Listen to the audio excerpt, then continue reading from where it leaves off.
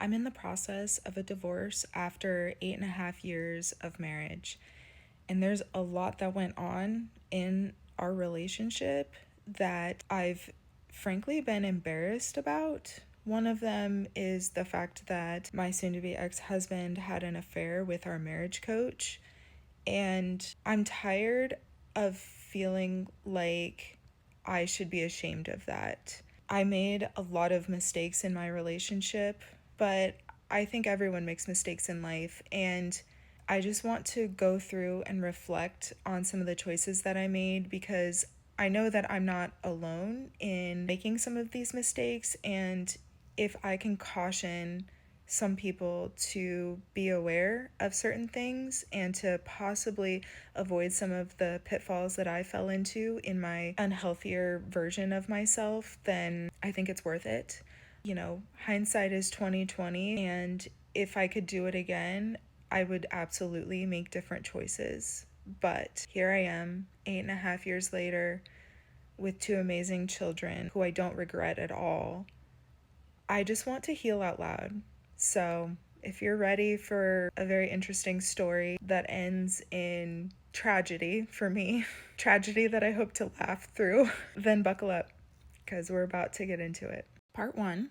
All right, Mr. Film. Before we get into this video, now y'all know I gotta give y'all a little bit of heads up. Now this is gonna be a longer story time, but I did trim like an hour worth of like repetitiveness, just constantly repeating. Cause we gotta understand this, y'all. When they doing these story times, these take days. Like this probably took a couple weeks, a few weeks, and stuff like that. It takes days for them to get this out. So every time they get it out, they gotta keep, saying the intro and what it's about. I just pretty much took all that out. And anything else that was repetitive or I felt like just was a little bit off topic, I just kind of kept it to the topic. Now if you want to follow her for the uncut version, go to her channel. You're going to see her name tag throughout the video. You can find her on her platform that way. For the rest of you guys, you already know how it go. Lock in, get you some popcorn, chill. If you're on your way to work, pop in your headphones. Let's get into this story time. This is a messy one. This man, my ex, and I happened to work together.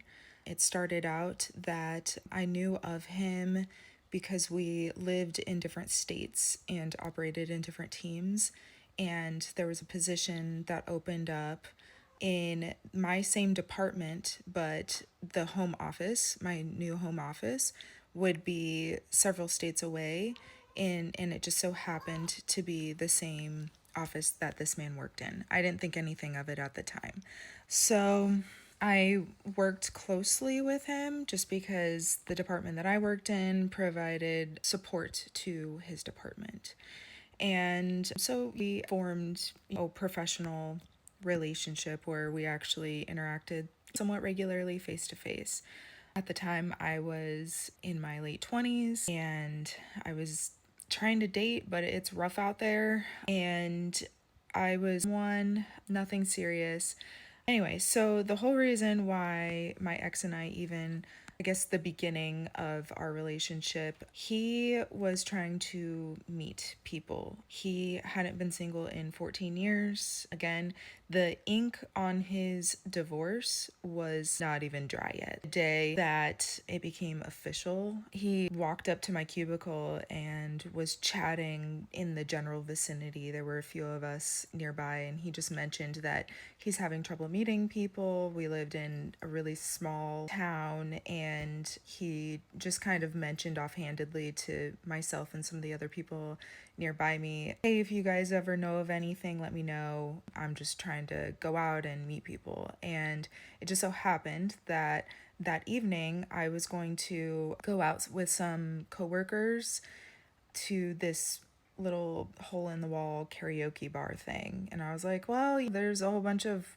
us, a group of us that are actually going to this place if you want to join in. And they were other coworkers. So I just extended the invite. And he's like, oh. So because I invited him, I offered to pick him up and drive him over there. Now, this was on the East Coast, and so the location of this place that we were going was one state over, but it was only about 45 minutes to an hour away, so it was close by. But he had some meetings to attend in the office that was actually closer to this bar that we were going to. So he was actually getting a hotel. That's why, and I lived probably 15 minutes away from this place that we were going. So since he was getting a hotel, I just said, hey, I'll pick you up and I'll drop you off afterwards. No big deal. So he said, oh. So we made arrangements for later on that day. And I swing by, I pick him up, I drive us over to this place. And it's this little dive bar. It was a lot of fun, but it was also kind of a shit show. So this girl who had invited me, she was actually she was in her early 20s and I was in my late 20s. So we were a few years apart, but she had invited several different men from dating websites to meet her there.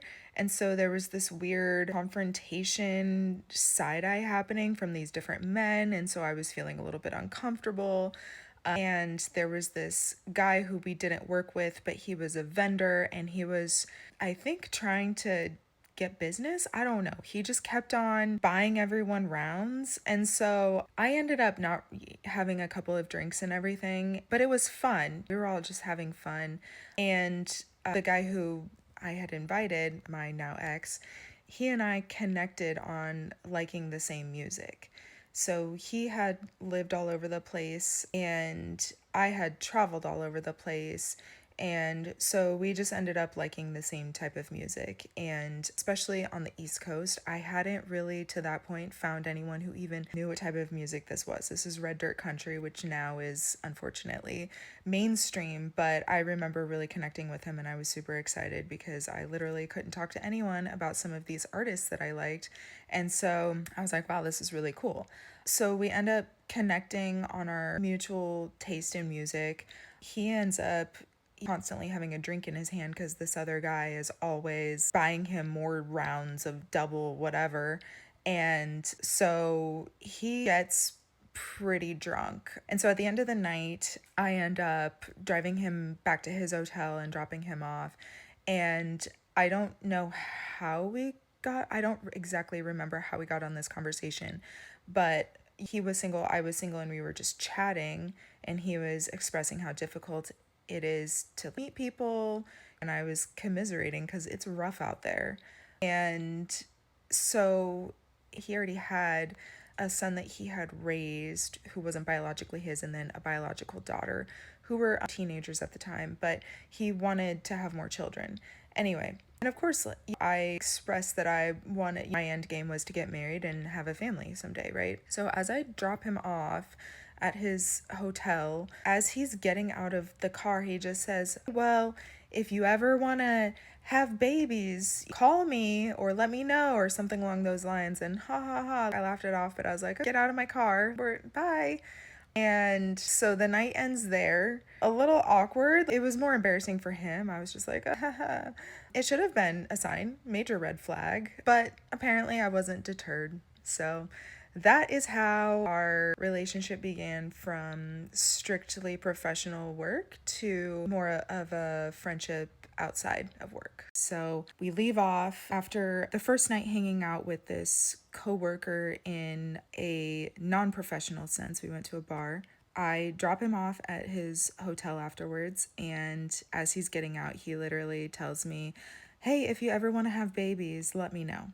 So, should I have been deterred? Yes, absolutely.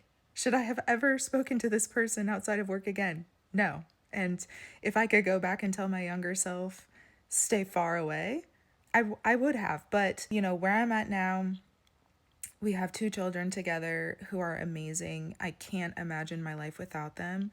So, do I have regrets in some of my decisions? Yes.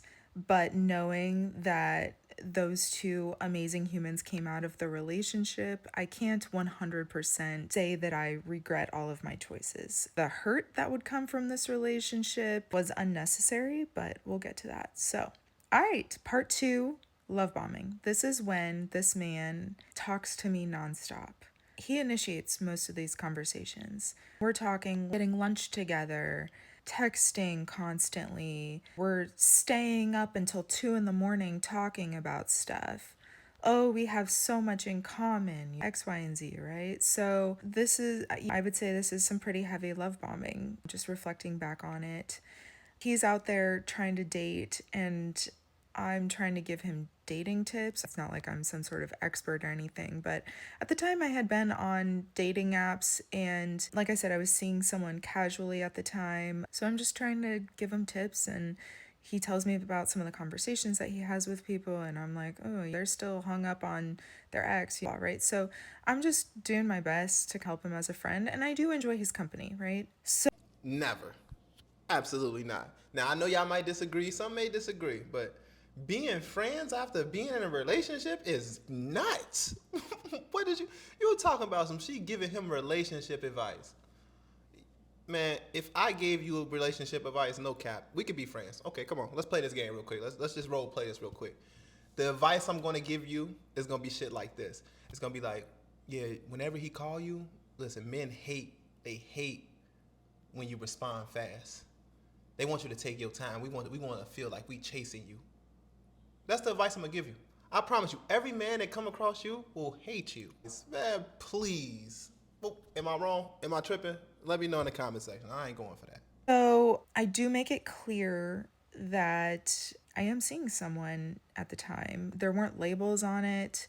Like I said, it was kind of casual, but I liked this other person, and I'd been talking to them for a couple months, and so I just wanted to see where it led. My ex husband was very persistent. He kept on inviting me to do things. We became inseparable, but again, this is in the midst of us working together. So no one really knew that we were talking or hanging out outside of work. This wasn't a well known relationship or anything like that. But it got to a point where he made it clear that he wanted to date me. And I was not really interested because I just want to see where this other relationship goes. Eventually, I came to the conclusion that that other person that I was seeing just wasn't a good fit for me. There was nothing wrong with him, but I just didn't see our lifestyles matching up. He kind of liked to party a little bit more than I did and in ways that I wasn't really into. And so I just got that fizzle out. And so I started unofficially seeing what would soon become my husband at the time. So we just become inseparable really quickly, hanging out all the time. Again, love bombing. He's constantly wanting to talk to me. And within, I would say, within a month to a month and a half, we had gone to the gym to work out on a weekend on a Saturday. And I remember us being in the car and he mentioned, like, I love you. And I was shocked and I stammered and I didn't say it back, but I was very confused at the time. And I remember telling him, I need a minute. Can you go into the gym without me? And I need to make a phone call. And I ended up calling my mom. And I was like, this is what's happening. I'm so confused right now. And she was just like, oh, he sounds really nice. She's just trying to be supportive. Meanwhile, she's all the way across the United States. Like, she doesn't live near me. She hadn't met this person.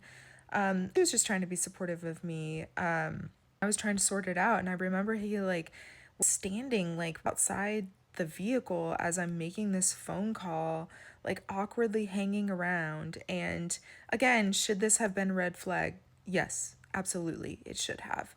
Way too quick. That's how he felt, that's fine. But I just remember feeling a lot of like pressure to be at the same place that he was at, to be just as sure of the relationship as he was, and I just wasn't there yet. There was probably something in the back of my head that was saying, like, alert, warning, abort this mission. I don't know, but like I just know that it felt a little off, but he was saying all the right things, and we got along great. There weren't any issues. Eventually, I did end up reciprocating. It definitely wasn't at that time. I also remember we would go places and we would order like the same things. Like, we really had a lot in common. We liked the same things. And so he was drawing attention to all of these things that we had in common. Like, see, we belong together. Kind of trying to convince me. Ultimately, I should have taken a lot more time to get to know him. It's okay to have a lot of stuff in common, especially in the beginning. But, as quickly as things progressed, I definitely should have taken it slower and pumped the brakes. And it's something that I've learned from this relationship. But yeah, I love bombing. So, all right, let's go to part three. This is part three. So the love bombing works, and we're now inseparable, and we're in a bona fide relationship. But again, we work together, and so this is still a secret relationship.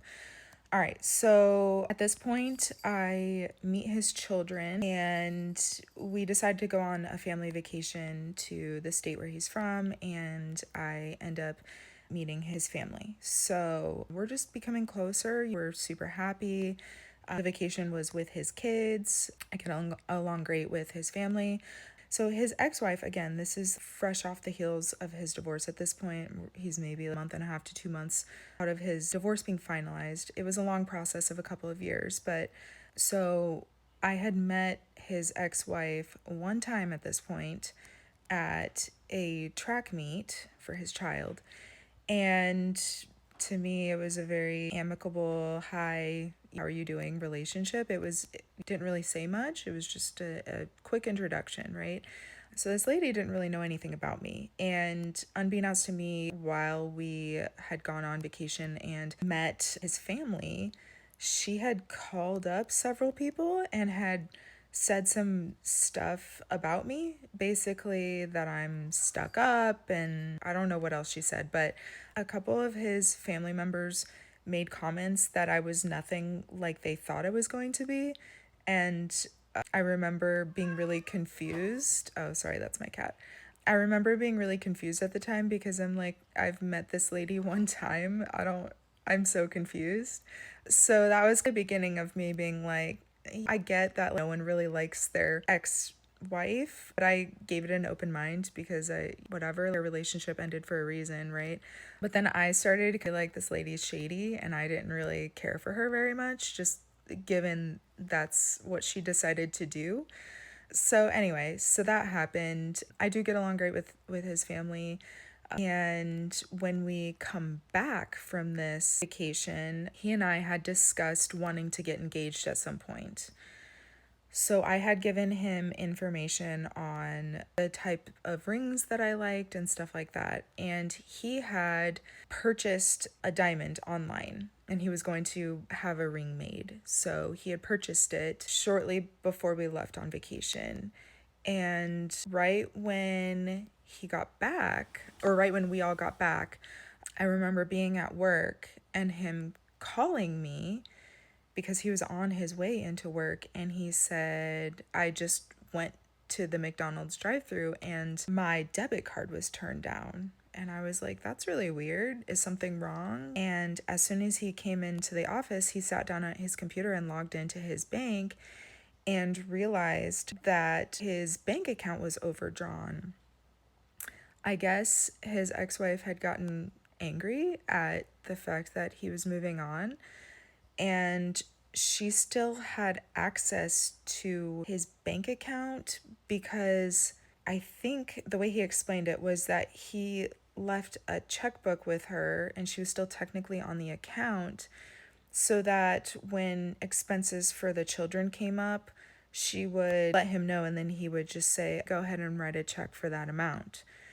So it was kind of on the honor system, which wasn't the smartest move, but hindsight's 2020. And she had written a check to herself for all these weird expenses that were labeled as her own personal expenses in the divorce decree, taxes for her house and weird stuff. Anyway, the check that she had written had overdrawn his account. So he had to cancel the order for that diamond, and it was clear that she still had access to that account. And I just told him, you need to shut down that bank account.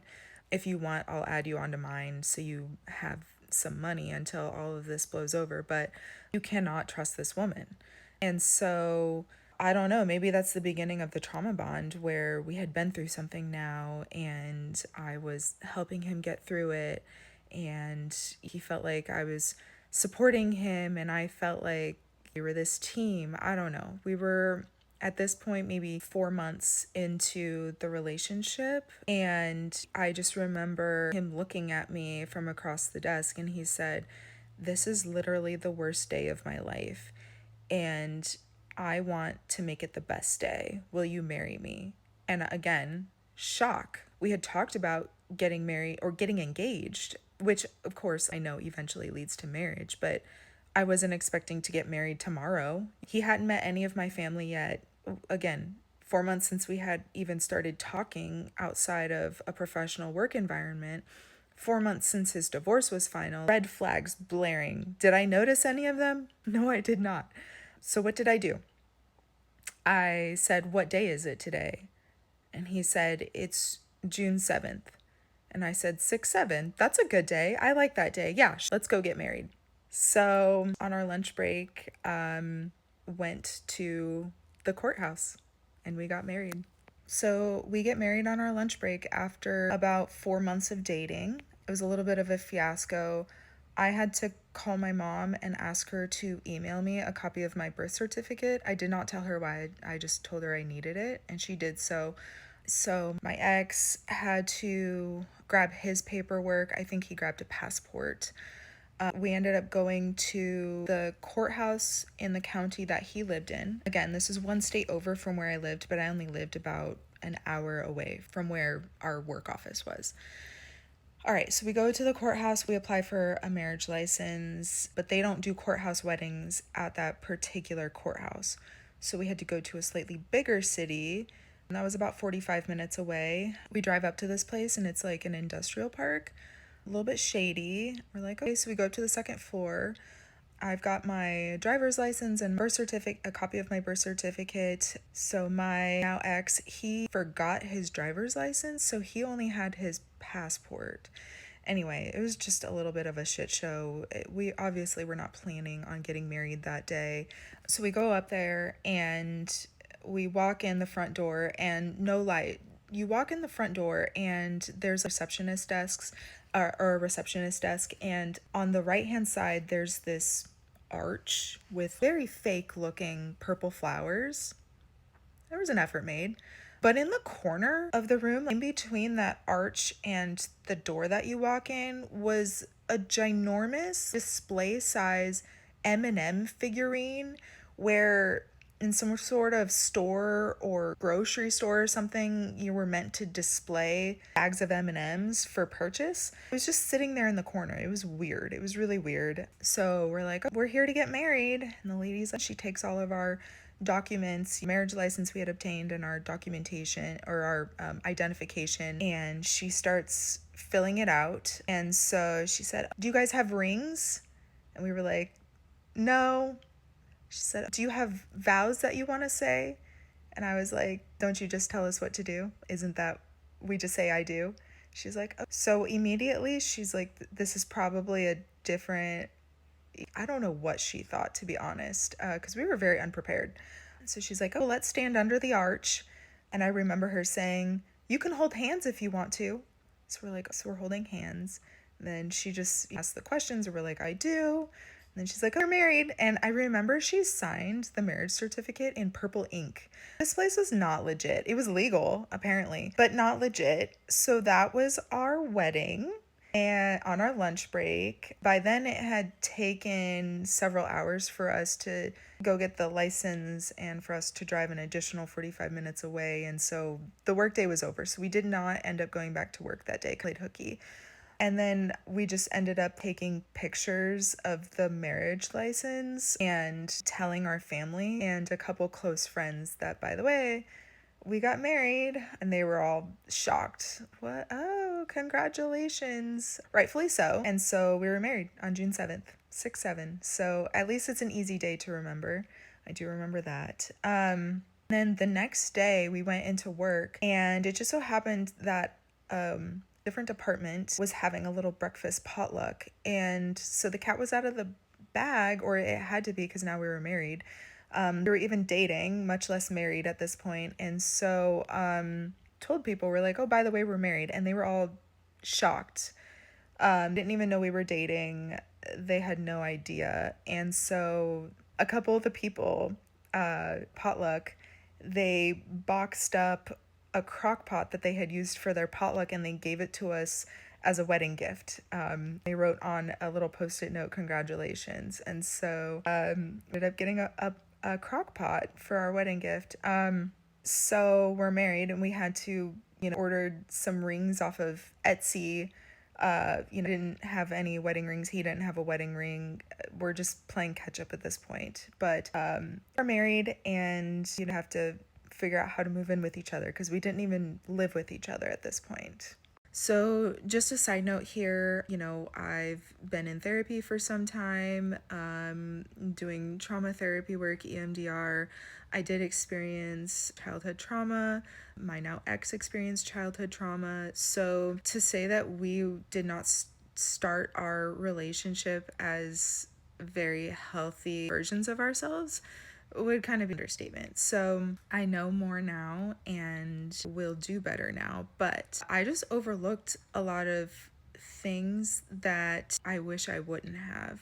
So, all right, let's get back into it. So, we had recently gotten married and I decided to buy a home in a town that was in the same state as our work office and as my new husband lived, so we could be close to his children.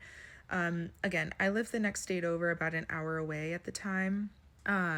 But it just made sense to live closer. And also, this was a small town where just prices on homes were cheaper. So I bought this home and it was only under my name. But by the time I closed on it, we had gotten married. Again, I didn't plan on getting married that day, and I didn't even really think about the consequences. So when you get married, my new husband was not on the mortgage. It was only me. But because we had gotten married, he was on the deed.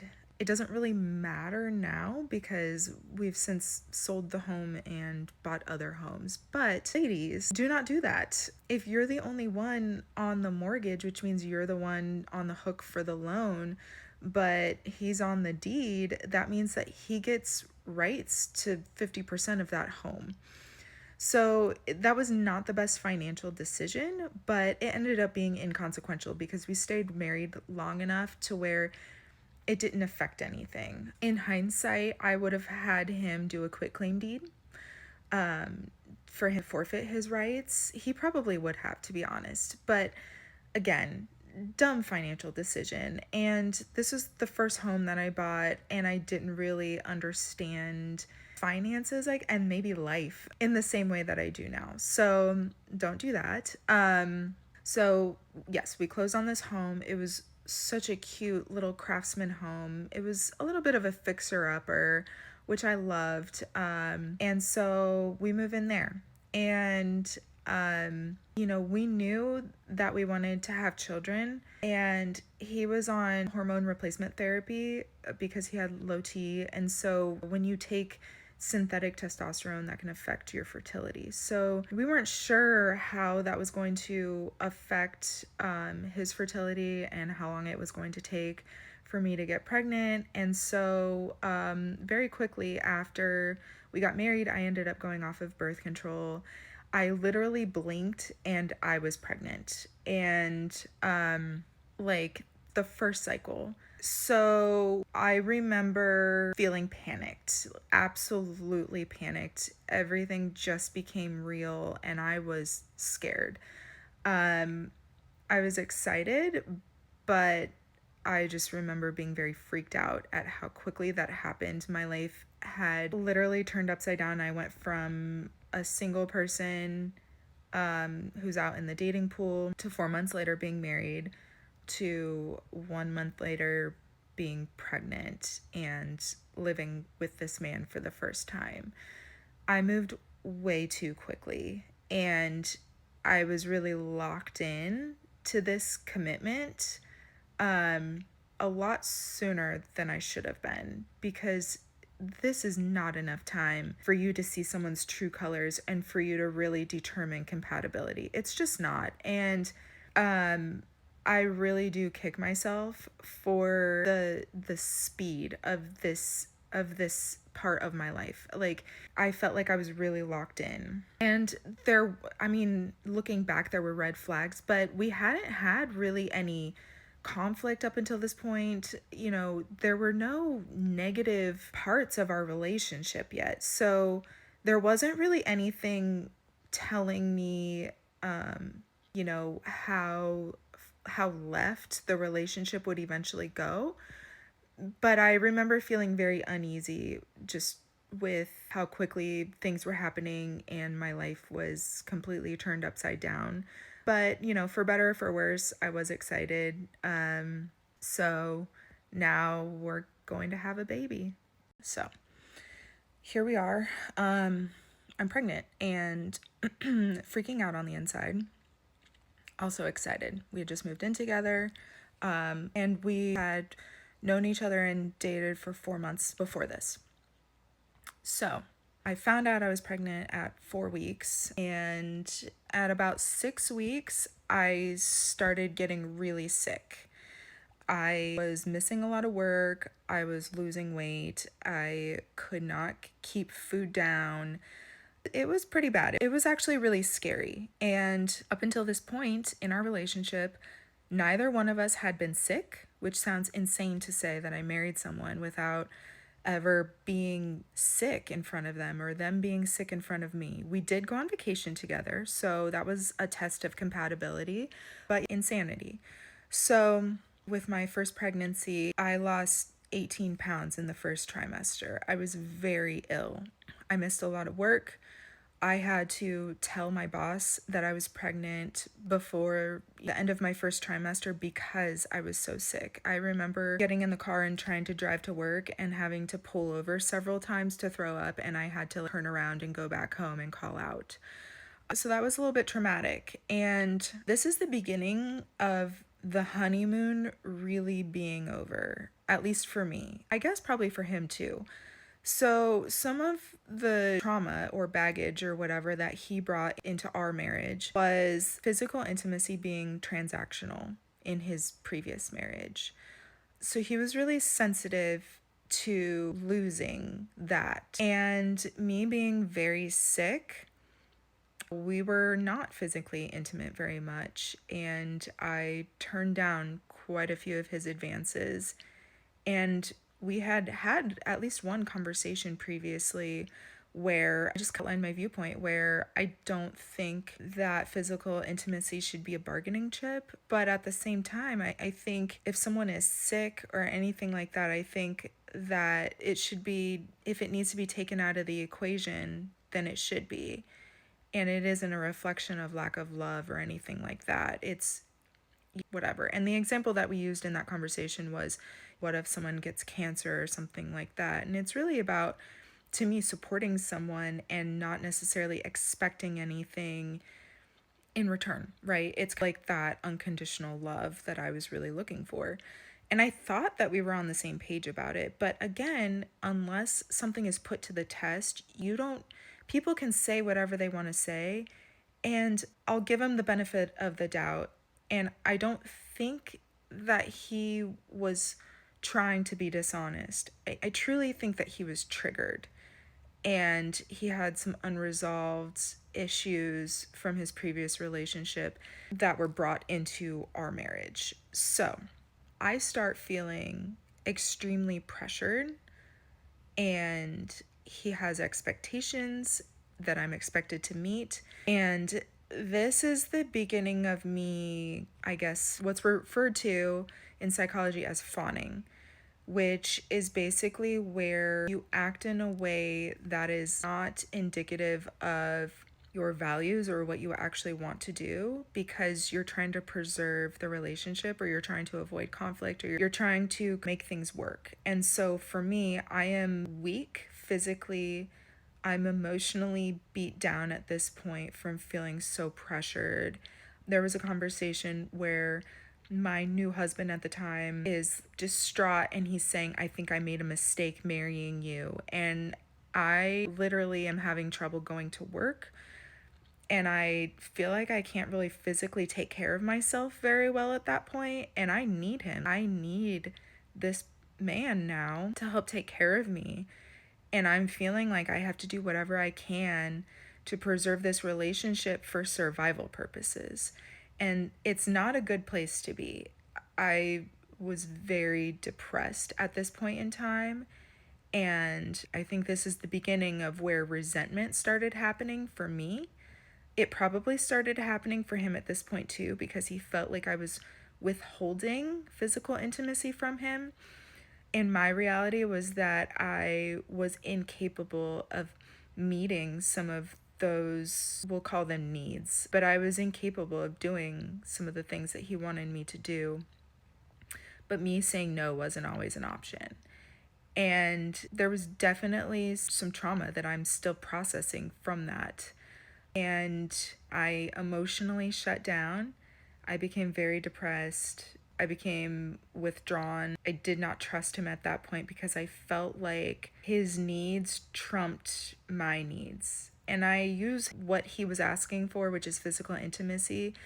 I use the word needs loosely because, in my opinion, I know that that's a necessary part in a relationship, is to be able to connect in different ways. But I still strongly believe that someone's health and physical and mental well being, if they can't do something, then their well being is just as important as you wanting to get something out of a relationship. So, this is the first time really went through something difficult. And had we dated longer and been in a bona fide relationship longer before we got married, something probably would have happened that would have shown me this side of him, or it would have brought this conflict to light, and I probably wouldn't have stayed in the relationship. But here I was, newly married, pregnant, literally unable to take care of myself, and I'm feeling desperate at this point. So I'm feeling stuck, and I'm having to figure out how to navigate this while I'm unwell, physically and now mentally. So where we left off is that I'm newly pregnant and I feel like I'm dying, and I'm unwell, physically and mentally unwell. So I literally threw up every single day throughout my pregnancy. I ended up getting well enough in my second trimester to somewhat function so I could go back to work and kind of finish strong. But I was still very physically weak, and emotionally, I'm shut down. I'm extremely depressed. I'm feeling like I'm married to a very unsupportive person who is putting his needs for physical intimacy above my needs for emotional safety and physical well being. I am shut down. I'm resenting him. And as a part of my previous trauma that I brought into this relationship, conflict is really scary for me. I just don't have the energy, first of all, but instead of arguing with him and trying to hash things out, at the time, I would completely shut down. I would get so emotionally overwhelmed that I literally could not deal with it. And I would shut the conversation down and I would pretend like nothing had happened because I literally could not deal with it. In retrospect, this is unhealthy. You have to be able to deal with a certain level of conflict. But also, I think there was a level of me not being able to handle it. And also, I think I shut down so much because I felt like the only solution was to do what he wanted, which was to be physically intimate with him and to restore that part of the relationship that had been healthy before I got pregnant. But now there was a mental block where I felt like I couldn't, but I had to.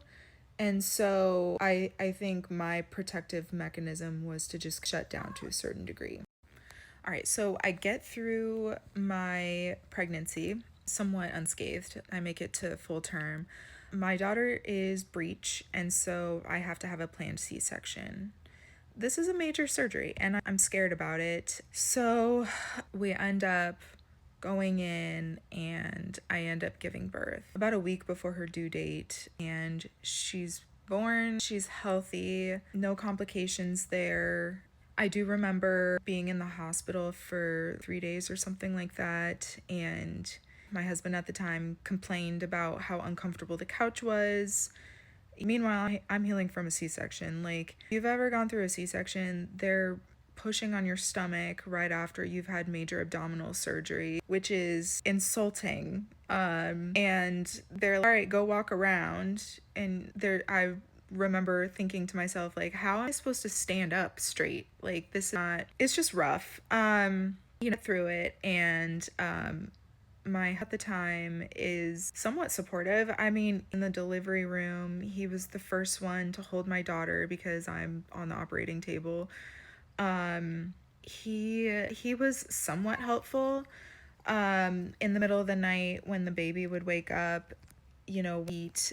I remember waking him up and asking him to hand her to me because it was difficult to get her out of the bassinet C-section. And he was a little unhappy about the fact that he kept on getting woken up and he kind of kept complaining. And so this doesn't really help resolve some of the issues and the cracks in our relationship at the time.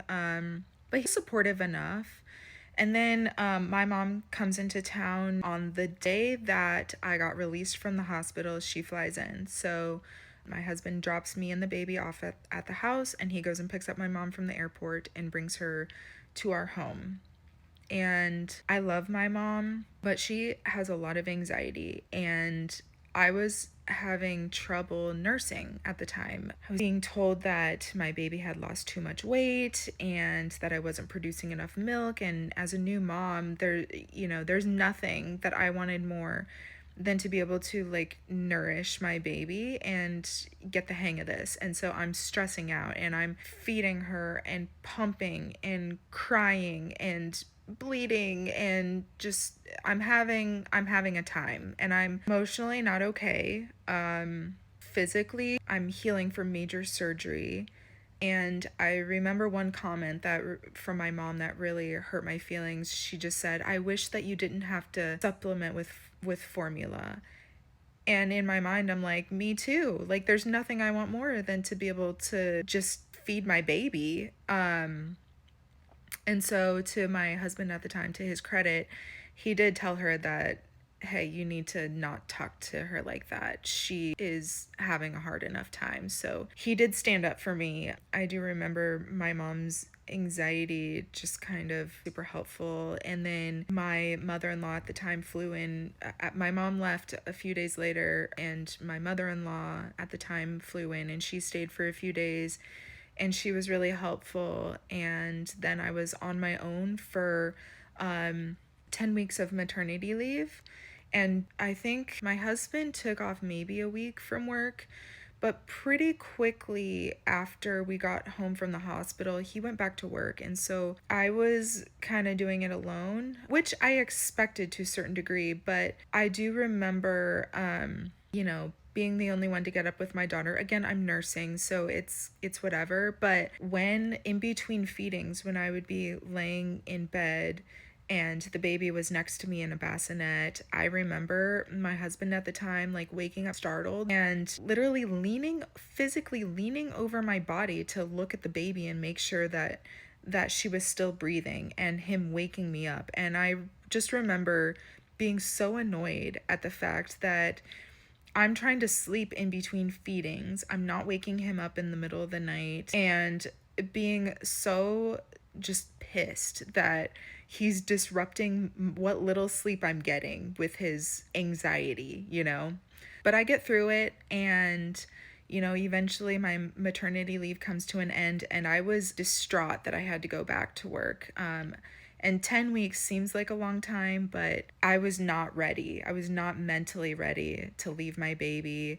But I had to because we needed my income at the time. So we found a nanny and I went back to work. So this is part 8. I'm going to backtrack a little bit to early postpartum. So after you have a baby, the baby has checkups really frequently, and mom typically goes back around 4 to 6 weeks postpartum. And so I remember going in for my maternal postpartum checkup right around 4 weeks, and it takes a while for everything to heal after a C-section, which is major abdominal surgery. And I remember talking to my doctor about, birth control and stuff like that. So he, checks my incision and everything like that. And we make a follow up appointment for 6 weeks to get on birth control and all that stuff. Meanwhile, I am feeling so pressured by my then husband to resume our physical intimacy and to get back to the way things were. I am internally freaking out because I'm very unwell mentally and physically I'm healing. And, there's a lot that goes on to your body. Didn't recognize myself, I think, in any sense of it. Physically, things are just so different and trying to navigate that. And mentally, I was a shell of a person. So I go in at 6 weeks, and the doctor tries to do a pelvic exam, and it was traumatizing. I won't go too far into details, but he was unable to. He had to order some like local numbing and cream, whatever, in order to even like insert the smallest speculum that he had. And I ended up having to, like, I think there was a hormonal issue, but I also think that there was a mental block that was manifesting physically where my body was just not, it was responding really negatively in like a self-preservation kind of way. I did end up being able to eventually that day get an IUD inserted, which was great because I did not want to get pregnant unplanned or so close to the birth of my daughter. Then I remember thinking to myself, like, am I gonna tell my husband that, like, technically there's nothing wrong with me, but I'm not okay to resume these activities that you want to partake in? So I felt like I really had to like defend myself, but also, again, I'm newly postpartum. I'm, this is less than a year. My daughter was born in April, and our first wedding anniversary wasn't until June. So we're not even married a year yet. I'm distraught. I'm figuring out how to navigate this. He didn't take it well. There was a lot of pressure. There was some coercion. There was just a lot having, I felt like my whole world revolved around trying to make sure this man was satisfied, and had to abandon myself in order to try and preserve this relationship. And the amount of trauma that I put myself through, like, I'm still unpacking it today. So I end up having to like apply, or like I had to estrogen to try and help myself physically, like hormonally recover. And I tried to resume physical intimacy, but it wasn't the same. It wasn't a good experience for me mentally or physically. To be honest, portion of our relationship was never fully regained. And I think there's a lot of trauma that I didn't even realize that resulted from self abandonment and fawning, and, me staying in this relationship. At this point, divorce wasn't really an option. At least not for me. I don't think it was for him either. But I just I look back, and it's an out of body experience, and I have so much compassion for the woman that I was then. And if anyone else has been through something similar, I am so deeply sorry, and you do have choices. You do not have to put yourself through that. You do not have to do anything, that is disingenuous to you, and you do not have to abandon yourself for another person or to save a relationship. And I'm so sorry if anyone else has ever felt that way, because it is devastating. It really is. I shut down. That's how I dealt with it. I shut down, I compartmentalized, and I had to pretend like things were okay, and I had to tell myself that I was choosing to stay married and to stay with my husband because it made me feel like I had some control over it.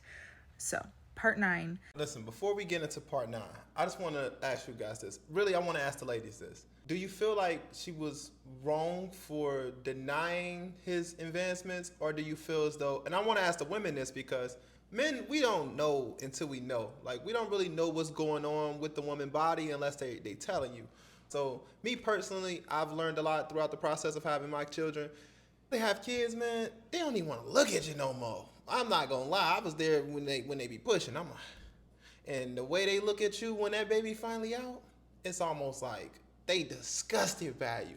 And I feel like that's just like normal. Like I just watched you almost nearly pass away on the table. That's what it looks like to me. It looks painful. You gotta kind of convince me to do something. I'm not gonna lie. Like after pregnancy, I probably leave you alone for some months. I'll let you heal as long as you wanna heal because I don't want. I feel like you're fragile, you know. But what do you think? I feel like he should have just been more patient personally, not even trying to pander or nothing. Because he's an older man. It's not like he's a younger man either. So you should understand, because he already has kids, like, that you know, this is her first child. So it takes a lot, man. It's a big difference in dating a woman with multiple kids and one who just had a kid, like one kid, and you gave him that kid. Like, they go through a lot of changes, fellas. They do. They go through a lot of changes. They start looking at themselves differently. They start falling out of love with themselves, you know, if they're not in the right mindset, mental set. Some women can bounce back like, you know, they look better than they ever did. But most, you know, probably fall into that depression stage feeling like maybe she's not attracted with herself no more. You gotta get her back comfortable, is what I'm saying. You gotta get her back comfortable, feeling sexy again, feeling loved again. You give her that, she gon' that's just a tip. That's just a tip for the fellas, you know, who want to be with their girl or their wife forever. You know, when she feeling like this, just do sentimental things. No physical attraction during this time. We just gonna do the other things, like you know, maybe sweep the house, clean the house, you know, run her a bath, like stuff like that. I'm telling you, like this is for your girl, this is for your wife that you're gonna be with forever. Life goes on. We have our daughter now, and at some point, a few months later, his daughter from his previous marriage ended up coming to live with us full time. So at that point, we had an infant and a teenager. I'm the primary parent. He makes more money than I do and held a higher position than I did.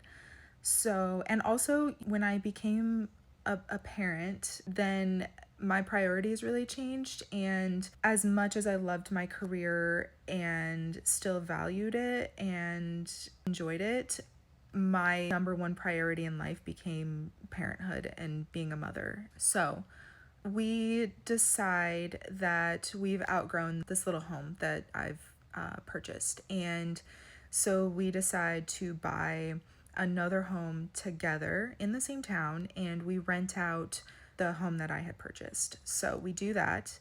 But the home that we purchased together, we decided to heavily renovate. We tore out wood floors, we jackhammered tile, we redid the entire kitchen. It was an ordeal. And this is when we really discovered that our relationship seemed, in my opinion, to be best when we had a project to do. We really worked well together, figuring out logistics and being a team more in a work sense when we had a common goal. And so our relationship was actually pretty okay. In the issue of physical intimacy at this point is still there. It's this dark cloud hanging over our relationship where he's always angsty and unhappy and wanting more, and I'm always giving him the old Heitzman stiff arm. And so it's this back and forth, but it's in the background, and at least in my mind, we have this project that we're working on, this common goal. We've got his older daughter that's living with us, and that created a whole other set of stressors because she was a teenager and we were trying to parent her. Meanwhile, she's recovering from her parents' divorce and then her dad remarrying and the relationship with her mom being strained. And so she's acting out a little bit, as teenagers do. So that was a little bit stressful. But I would say life was okay. And then, right around when my daughter was 1, I knew that I wanted to have a second child, and I knew that I wanted them to be somewhat close in age. And so I brought up to my husband at the time that I wanted to think about having another baby, and he was not on board with it. His viewpoint was that our relationship wasn't in a great place, and if I were to get sick again and have a really difficult pregnancy, that what physical intimacy we had regained at that point would then all go away, and that would just be the end of the world for him. So he was pretty against it. And so I was kind of pissed at that point. I was like, I want to have another kid. And so I told him that, well, we could work on it. I'll work on the physical intimacy and trying to make sure that it gets back. And so we did agree. And then ultimately, I will say that in my mind, it still had never regained what it had been. It wasn't a great experience for me. And it, on my end, it was always done to appease my husband. It wasn't, I don't think it was very healthy, to be honest. But so we ended up working on it, and it got somewhat better. But ultimately, he agreed that we could try to conceive again. So I got off birth control, and this time it took 2 cycles for me to get pregnant. And so I remember waking up one morning and taking a pregnancy test, and he was already downstairs getting ready for work at the time, and it was positive. And I went downstairs, and he was sitting at the kitchen table, and I ended up handing him the pregnancy test. And I remember vividly what he said. He said, "Oh, I'm happy for you." So that was internally devastating, because I felt like, oh, now I'm in this again, and he's not excited about it. That just felt really bad. It felt really bad. But selfishly, I had gotten what I wanted. I wanted a sibling for my daughter, and I was praying that it was going to be a boy, because I felt like that would lessen the blow. If I ended up getting sick and I ended up being unwell, and it ended up affecting our marriage and creating more hardship, at least he would finally have a boy. And I'm embarrassed, to be honest. I'm embarrassed, but I literally prayed so hard that it would be a boy. I would never ask for anything again if God would just give me a boy. And I felt like if he had another girl, there would be some sort of resentment. And I don't know, maybe there wouldn't have been, but I felt very strongly that if it wasn't a boy, that my life would be really hard, because then I would have talked him into another baby. And I don't know why exactly at the time, but spoiler alert, it did end up being a boy. Didn't save our marriage, but he ended up being really excited. So at this point, I'm pregnant. We find out it's a boy. For the record, and I want it to be on record, we were so excited to have my daughter, and we wanted a girl when I was pregnant with my first child. So this is not to diminish any one gender over the other. It's just that at this point in time, my husband had had 2 girls. And I think as much as he loved being a father to 2 girls, he really at that point wanted to have a boy. So we were both really excited, because in my little ideal world, I wanted a boy and a girl. So I'm pregnant, and we had renovated this house that we moved into. And then my husband gets a job offer to be an executive, which is a huge promotion at a startup tech company. And this would be a big move. We would have to move halfway across the United States for this job.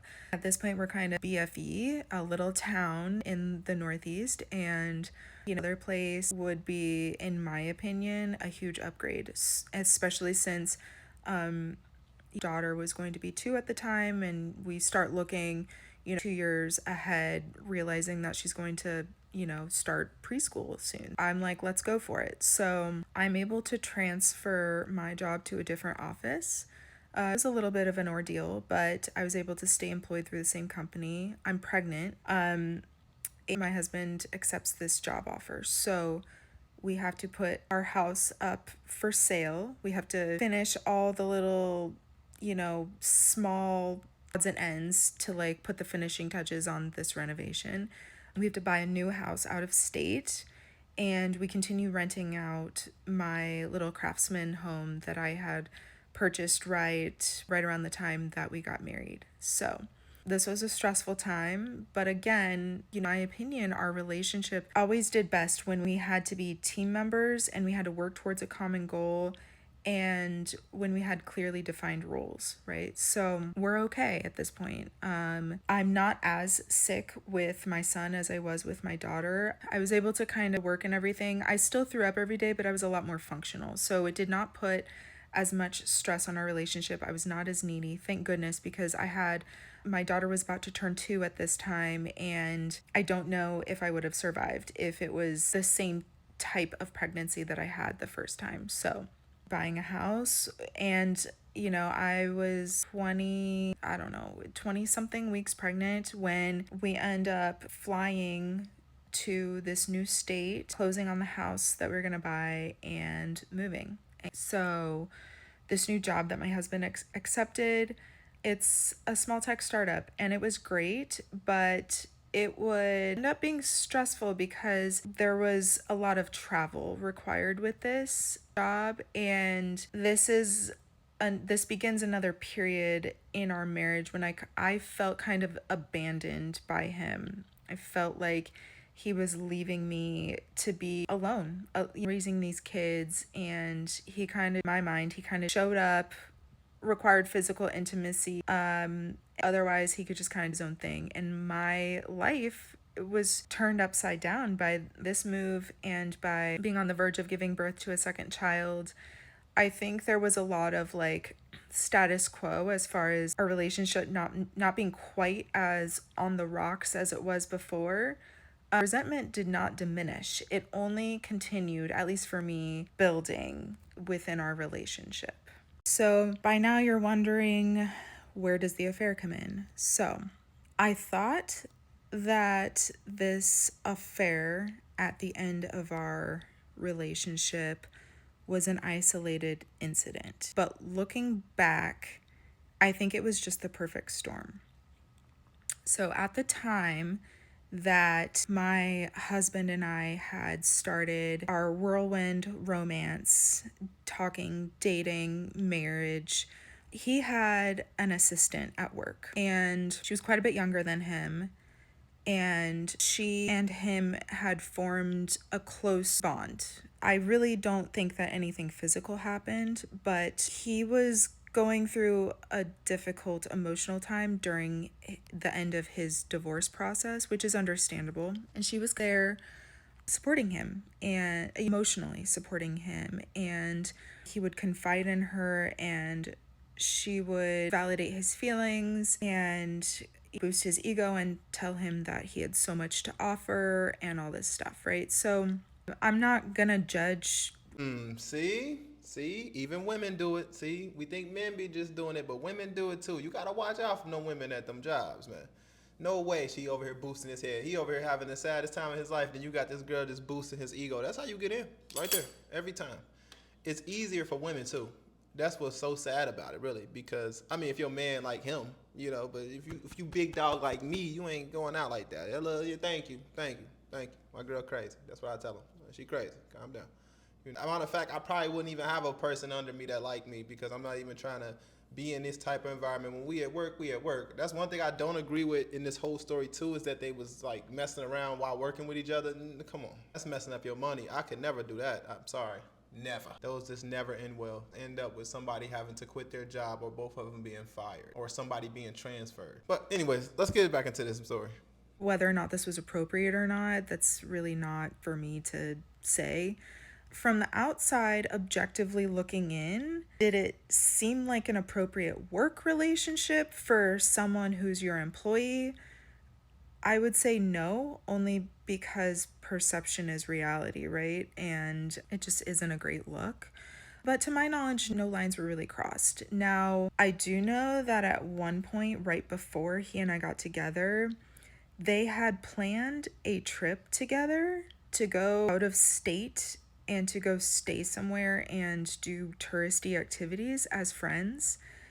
And this was before his divorce was finalized. Now, he was in the process of finalizing it, but things had not been signed yet. And I remember him telling me that his ex wife had found out about this and she had flipped her lid and she was convinced that they were having an inappropriate relationship, and there were maybe some rumors going on at work that maybe their relationship wasn't quite above board, and so they ended up canceling that trip. So that's someone that he has really fond feelings for, even to this day. And he even says things to this day about how that person was really part of what a big part in of getting him through his first divorce. So, not to diminish that, but it was not super appropriate. And then I think that was a case of blurred lines and not having set healthy boundaries. And due to that's something that would ultimately later on in our relationship lead to the perfect storm of him having opportunity and also having a proclivity for inappropriate relationships, to ultimately have that relationship with our marriage coach go past where it should have gone. So, we're settled into this new home that we've moved halfway across the country for. My husband has begun his new job as an executive at this startup tech company. And then probably 20 weeks or so later, my son is born. So, or our son is born. So, I have another C-section just to have a repeat. This allows us the time and ability to plan to have help come in and childcare for my 2-year-old daughter at the time. I had already had a C-section at this point, so we just went with it. And the birth was relatively uneventful. It was a completely different experience the second time around. Physically, it was a lot easier. I remember wanting to get up and walk around before the doctors at the hospital were ready to let me do that. So I was ready. We bring the baby home, take 12 weeks of maternity leave this time. My insurance through the job gotten better, and so I was afforded more time off without impacting much financially. And so I was really grateful for that, and I was excited to have 12 weeks off and to have my new baby and to have my 2-year-old daughter. It was a good time. We bring my son home, I settle in. We're going pretty good. Do remember my husband at the time was traveling quite a bit with his job.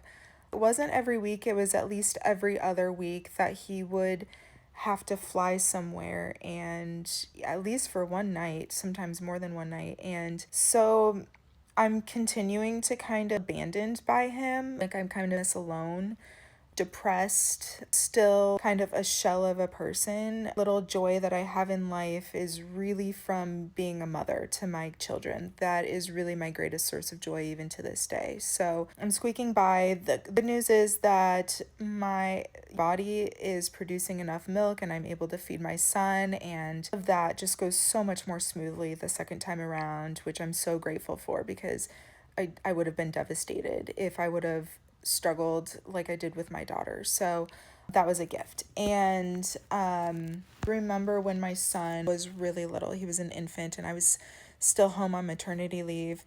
My husband at the time began training for a triathlon. Why, I do not know. He was in my early 30s at the time. My ex is 6.5 years older than me. And he told me at the time that he had always wanted to do a triathlon and he wanted to do it before he was 40. So for whatever reason, he starts training, and he's super supportive of health and working out, but it didn't feel like there was a lot of balance, and needs for him just to be present and to help with the kids and to be supportive to me felt like very much an afterthought. He kind of type of person to get a little obsessed with things. So on Saturdays, he would have his long training where he would do X amount of bike ride and then go for a run. We're talking hours of the time, and my son was an infant and not sleeping through the night, and it's a weekend, like already traveling a lot, and he's already bearing the majority of the load of parenting because he's traveling and because he's working and I'm on maternity leave. And I'm just feeling even more abandoned, at more of an afterthought and more resentful, and the same issues in our that have been there since pretty much the beginning of our relationship or of our marriage are still there, as far as not really feeling like I'm getting the support and the emotional needs met, and never recovering from the trauma early on in our marriage, and then him still demanding that I meet his physical needs. So, become a status quo though. I compartmentalize and I really don't think about it. Cycles of conflict and me giving in, and it's just just the way it was. I tell him that I need his support, and this training schedule that he's on is not working for me. It's not good for our family. He gets pissed. He gives up his triathlon dreams, but in my opinion, he was very resentful that I made him give that up. Again, I didn't tell him to quit training for his triathlon. It was more that the schedule that he was choosing really wasn't working, and I was trying to get him to train at a different time. Like, kids go to bed around 7 or 7:30. Can't you train then? Or have your long day be a different day? I was trying to find solutions, but it just didn't seem fair to me how he was kind of us on the back burner, or what it felt like. That assistant had been good friend. He and I got together. Been out of the picture. She quit and gone back to school really when we started dating. So I didn't know her very well. I knew of her. Well, she had ended up having a child, and didn't work out between her and her husband. They were in the middle of a divorce, and her daughter was actually month older than our daughter together. And husband kept in touch with her periodically, and she was going through a divorce, and so he offered for her to come visit, which I was okay with. I have kids the same age, whatever. Her and I weren't close, but and her had kind of in touch. They weren't as close as they once were, but that relationship kind of a little bit, and she came out to visit us in this new state, and my husband had offered to let her move in, her and her daughter, to move into our home. And this I consider a near miss, because when she came to visit, my husband at the time took her out. Well, I was postpartum. Her out four-wheeling and stuff like that, left me at home with the kids. He would take her and her daughter and our daughter out, leave me home with my son. My son couldn't go four-wheeling in a Jeep. It's just, he's an infant. You are a little bit too forgiving. You let him play with you. He played in your face. You mean he left you at home with the kids while he took her out RVing? And you are allowing this. Is this like a new level of maturity that's been unlocked? Because I don't want to unlock that one. Talking about some it was okay. It was never okay, baby. You need a friend. You need a friend like me. I'd have been like, hell, don't go for that. Hell no. Hell no. Tell that girl to kick rocks. Then he asked she can move in. Move in? Is the kid his? Is that little girl his? You need to go get a DNA test. That's some shit. And she talking about some. That's where he missed. That's where it was a near miss. You too nice. That's where a pen would have flew across the room if I was a near miss. A pen would have nearly missed my head. What do you mean near miss? Break his neck. But this, I felt when she came out to visit, like he was choosing her over me, and that she was a threat to our relationship. And thankfully, she ended up deciding that she wanted to stay closer to her family. But if the perfect storm would have occurred, I believe that what ended up being the affair that my husband had with our marriage therapist, it would have happened sooner, and it would have happened with this woman. So my maternity leave is over, and I go back to work, and things are going great. I actually was excited to go back to work at the time. We had a nanny that watched our children from home, and things were going well. And about 6 months later, is when COVID hit and the whole world shut down, and it happened so suddenly. So I know I'm not alone in that being a very abrupt and confusing time. So we realized that the home that we lived in had basically no backyard, and at this point in time, we could not take our children anywhere. And so we decided that we wanted to get a different house. And so about in May of 2020, we ended up purchasing a different house that had a really great backyard that we could put a play set in for our kids. Because at this point in time, the parks were shut down. We literally could not do anything with our small children.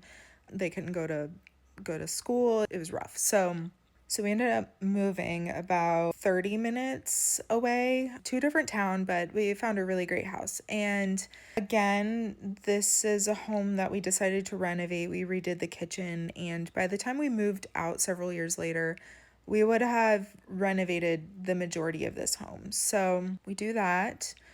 I am working from home during COVID, and then eventually, and my husband had left the tech company and he had gotten a job in the previous industry that he had worked in, but he was on the executive team now of a different company, but in the previous industry. So his first day was during COVID. It was in the very beginning of COVID. And so that was an interesting experience. And then a few months into COVID, the company I worked for had tried to call me back into work, but they wanted to do this really weird schedule where it was one week I would come in Monday, Wednesday, and then the next week I would come in Tuesday, Thursday. And it was just a really weird, I my husband and I had talked at the time and we were like, this isn't gonna work. I don't know how we're supposed to get childcare, and this is just confusing. And so we made the decision for me to quit my corporate job. This was scary to me because up until then I had always worked, and there was a sense of security in knowing that if anything happened in our relationship, which was not super great, that I would at least have a source of income. So I ended up quitting. That was scary for me, but my husband had gotten a job at the time that was able to support us even if I wasn't working. And then we made the decision to start our own company, and I would be basically running that day to day. So that was a difficult time, just learning how to run a company, how to operate things. In that company that we started up, my husband and I were business partners. And fast forward, I was a female in a male dominant industry my whole career. And so I was really in favor of supporting women, not in a biased kind of way, but I really liked to empower women. And this company that my husband and I started, some of the managers that we had hired to help us run it, my husband would create strong friendships with these women, and they were also my friends. So it wasn't that this was a secret, nothing was behind my back. But looking back on it with more clarity, I realized that some of these relationships they would just cross boundaries and become too intimate and personal, where some of these people were talking to my husband about previous SA or their current relationships with husbands or boyfriends. And it's not that I wouldn't talk to them about the same topics, but he would go have one-on-one meetings and dinners and one-on-one conversations with them. And if the situation would have been different, it very easily could have escalated in a similar way that it did with our marriage coach eventually. But again, this is another case of him not setting healthy boundaries and not understanding appropriate versus inappropriate and not really protecting our marriage and our relationship. Mind you, she said this man is 6.5 years older than her. She's talking about a man that's damn near 40. She talking about this man like he is a damn child. He's just having a hard time understanding that there should be boundaries between work and personal, and how we treat each other. I think he understands, love. I just don't think he give a damn. You're giving him excuses. I hear it in your. I hear it. I hear it in your analogy. Stop giving this man excuses. He's damn near 40. Okay? What do y'all think? Let me know in the comment section. I feel like he should know this type shit. This ain't something you teach a grown man. Fast forward, and we've been to therapy a few times and, of course, marriage coaching, which was a joke. But part of what he brought up as arguments to me for to defend his behavior was, well, I've had relationships similar to that. How come you never got upset about that before? And I think there was a degree of denial on my end. And also, I was continuing to fawn and to try and preserve the relationship and to appease him and to keep things going, which was unhealthy for me. And also, I think that I did feel uncomfortable in certain instances, but I didn't feel like I could speak up necessarily. And things ended up, perfect storm never arose. And so I never had to speak up because it always solved itself. Like I said, that assistant, their relationship fizzled very much less than it could have been because she never was close by and ended up not moving in with us. And then these other relationships with some of the women that my husband had that were managers for our company, they just never escalated because apparently they had somewhat of healthy boundaries and it never took off for whatever reason. The perfect storm didn't exist. So I never had to say anything necessarily, even though there were definitely times where I felt uncomfortable. It never escalated to anything that I felt like was so egregious that I had to confront my husband at the time. It just naturally never progressed. So this is where we go to therapy for the first time, marriage therapy. So I found someone who took our insurance and he had secular degrees and I guess he was a certified marriage and family therapist in the state we lived in, but he also had a religious approach to things. So I hoped it would be a good fit, and we began seeing this person together in therapy. And this man ended up being senile. Every time we went in, it was like Groundhog Day. He literally didn't remember anything we had spoken about in previous sessions. It was really weird. And I was going into therapy, marriage couples therapy, trying to resolve issues in our marriage. I wanted to find a way for us to come together.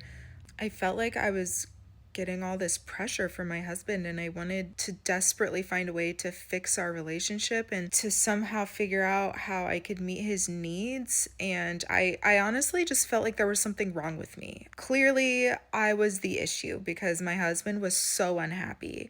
And also, I wasn't getting my emotional needs met, and I felt like it was because I was really shut down because of how my husband was acting towards me, right? So there's probably some truth to that. So this ends up not being a great experience for us. It was less than helpful. And my husband really went into that therapy experience in my opinion just trying to get validation. He was so mad and he just wanted someone to agree with him that physical intimacy is a need and that he wasn't wrong for wanting that from his wife, and he was just looking for someone to agree with him. And I really believe that my husband at the time believed that if he could just figure out a way to get physical intimacy, everything would be fine. And I don't think that, in my opinion, there wasn't a lot of focus on me as a person. It was me as a role. I was his wife. And that's problematic. I was also very depressed at this time, and I ended up doing telehealth therapy just one-on-one. And this therapist was amazing, and she really was trying to get through to me in sharing that some of the dynamics of our relationship was unhealthy. She shared the circle of power and control with me. There's a lot of awareness out there on physical abuse. But when you grow up in the type of household that I grew up in, there's a lot of things that are normalized that are not healthy and that shouldn't be normal. And so I didn't realize how unhealthy some of the dynamics were in our relationship. And then all of a sudden, I had awareness of some of the controlling and manipulative things that my husband was doing in his dynamic of wanting to be in power and control. There was definitely a power imbalance. And once I wouldn't say I was 100% aware of everything, because that kind of trickles in. Your brain really protects you from opening the floodgates because it's wired for survival. And there's no way that I could have digested the entirety of the situation. I'm still digesting the entirety of the situation without really shutting down and not being able to function. So this information was trickling in and I was becoming more aware of it, and I was angry. And my husband would make comments to me, "Oh, every time you have your therapy appointments, you're so mad. They're making things worse, not better." And maybe he really believed that, but also I look at that now as a tactic to try and isolate me and to try and stop me from getting that support. At this point, I had completely isolated myself. I found it difficult to get out of bed every morning. The only reason why I did was because I had two kids who depended on me. I made comments that I didn't want to be there anymore. And it wasn't that I wanted to harm myself, to be clear. I wanted the pain to stop, and it was difficult to see a way out because this was my life and it had been my life for almost the entirety of our relationship, and it was just a really hard reality. So we did maybe a month and a half of therapy sessions with this couples therapist, and then we actually both agreed that this person was not helpful. And so we quit going, and nothing really helped. In fact, I felt like that particular marriage therapist was actually somewhat harmful to me personally. I don't know that my husband felt harmed by it, but there was an attitude, first of all, him very much so validating my husband at the time with, "Oh, of course, those are needs. Any husband would want to have physical intimacy with their wife."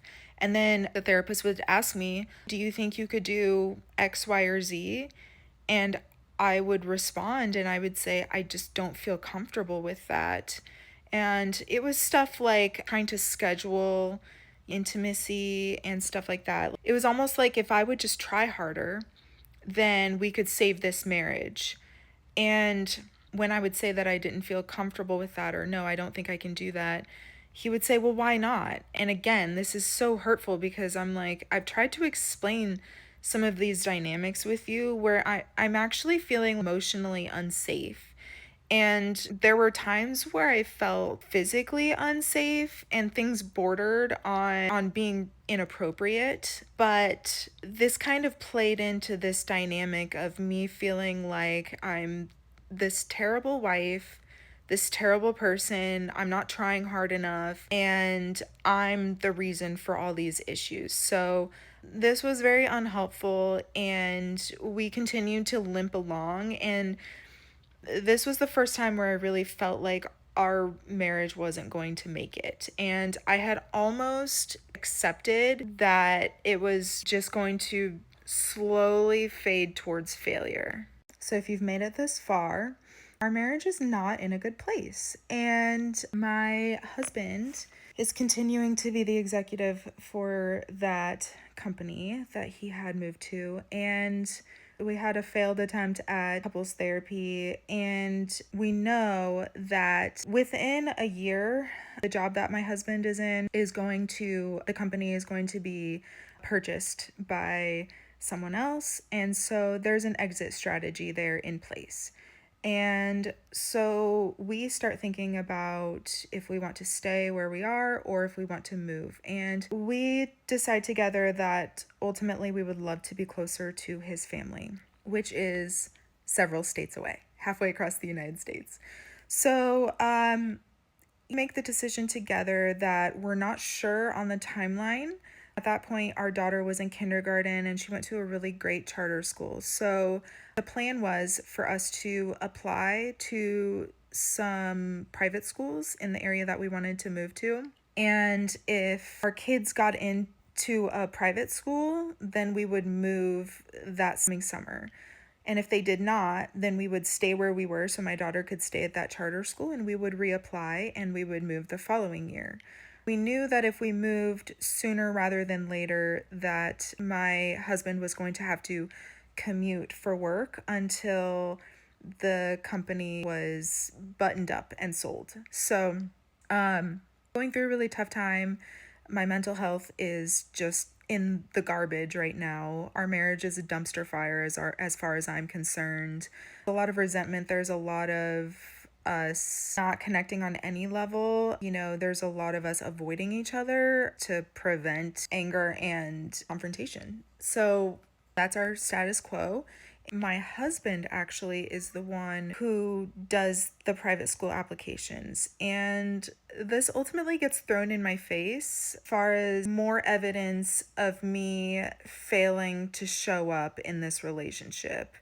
Usually the moms do this. Wanted a pat on the back for initiative to do it. And I was literally incapable. Bandwidth for anything except surviving and taking care of the children. I do appreciate it. In hindsight, I really do appreciate it. I don't appreciate how it was used against me and kind of weaponized and thrown in my face, which unfortunately was a common occurrence at that point in time. What had started to happen, husband reads all these self-help books, consumes podcasts. He joins a mastermind for dads and husbands, and he becomes a self-proclaimed expert on empathy and marriage, and starts, or I guess continues, to weaponize much everything that he learns against me to somehow prove that I'm the problem. He's making all these changes. He's not doing the same things that he has been doing.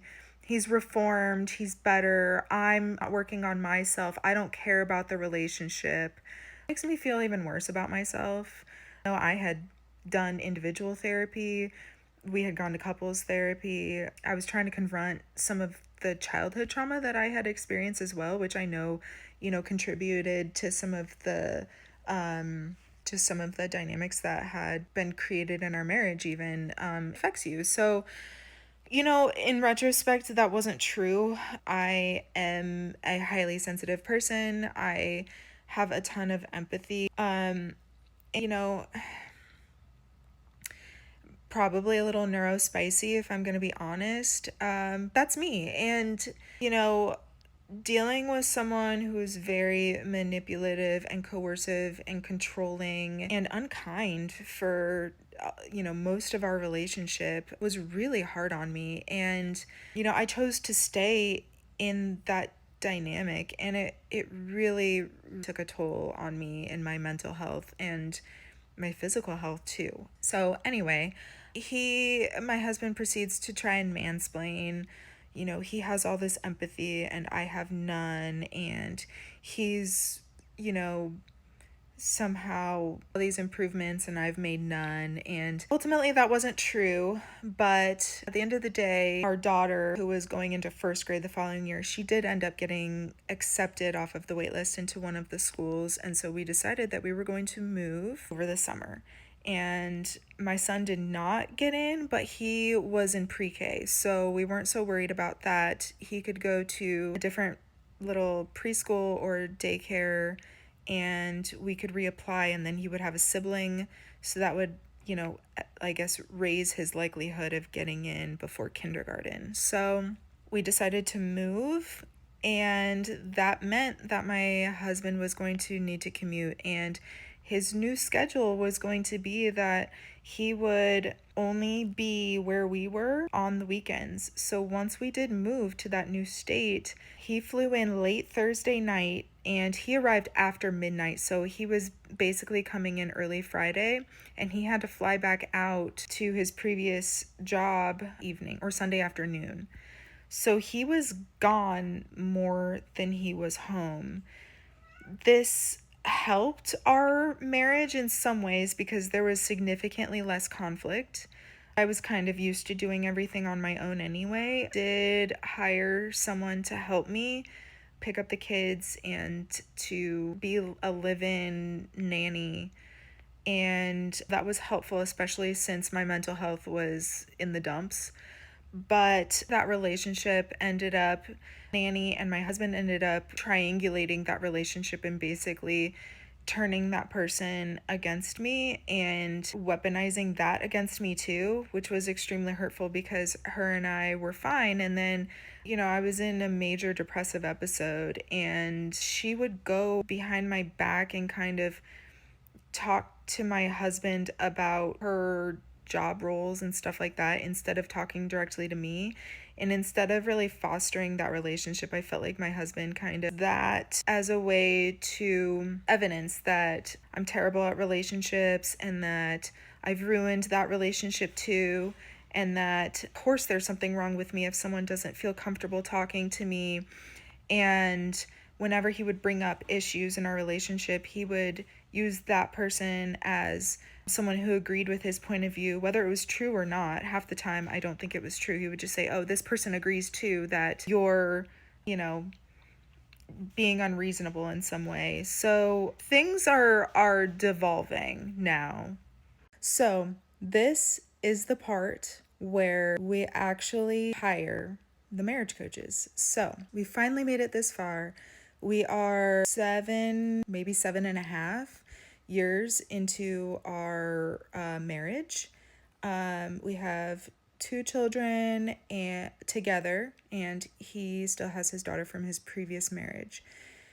And we've moved, and he's only in town where we live, where the kids and I live on the weekends. And this dynamic is now becoming something that is very frayed, and it's on the verge of breaking. And after that previous experience with the old senile couples therapist, when we were previously in the other state, I was pretty closed off to couples therapy because that was harmful to my mental health, and I didn't have it in me to have something not only not help our relationship but to make it worse.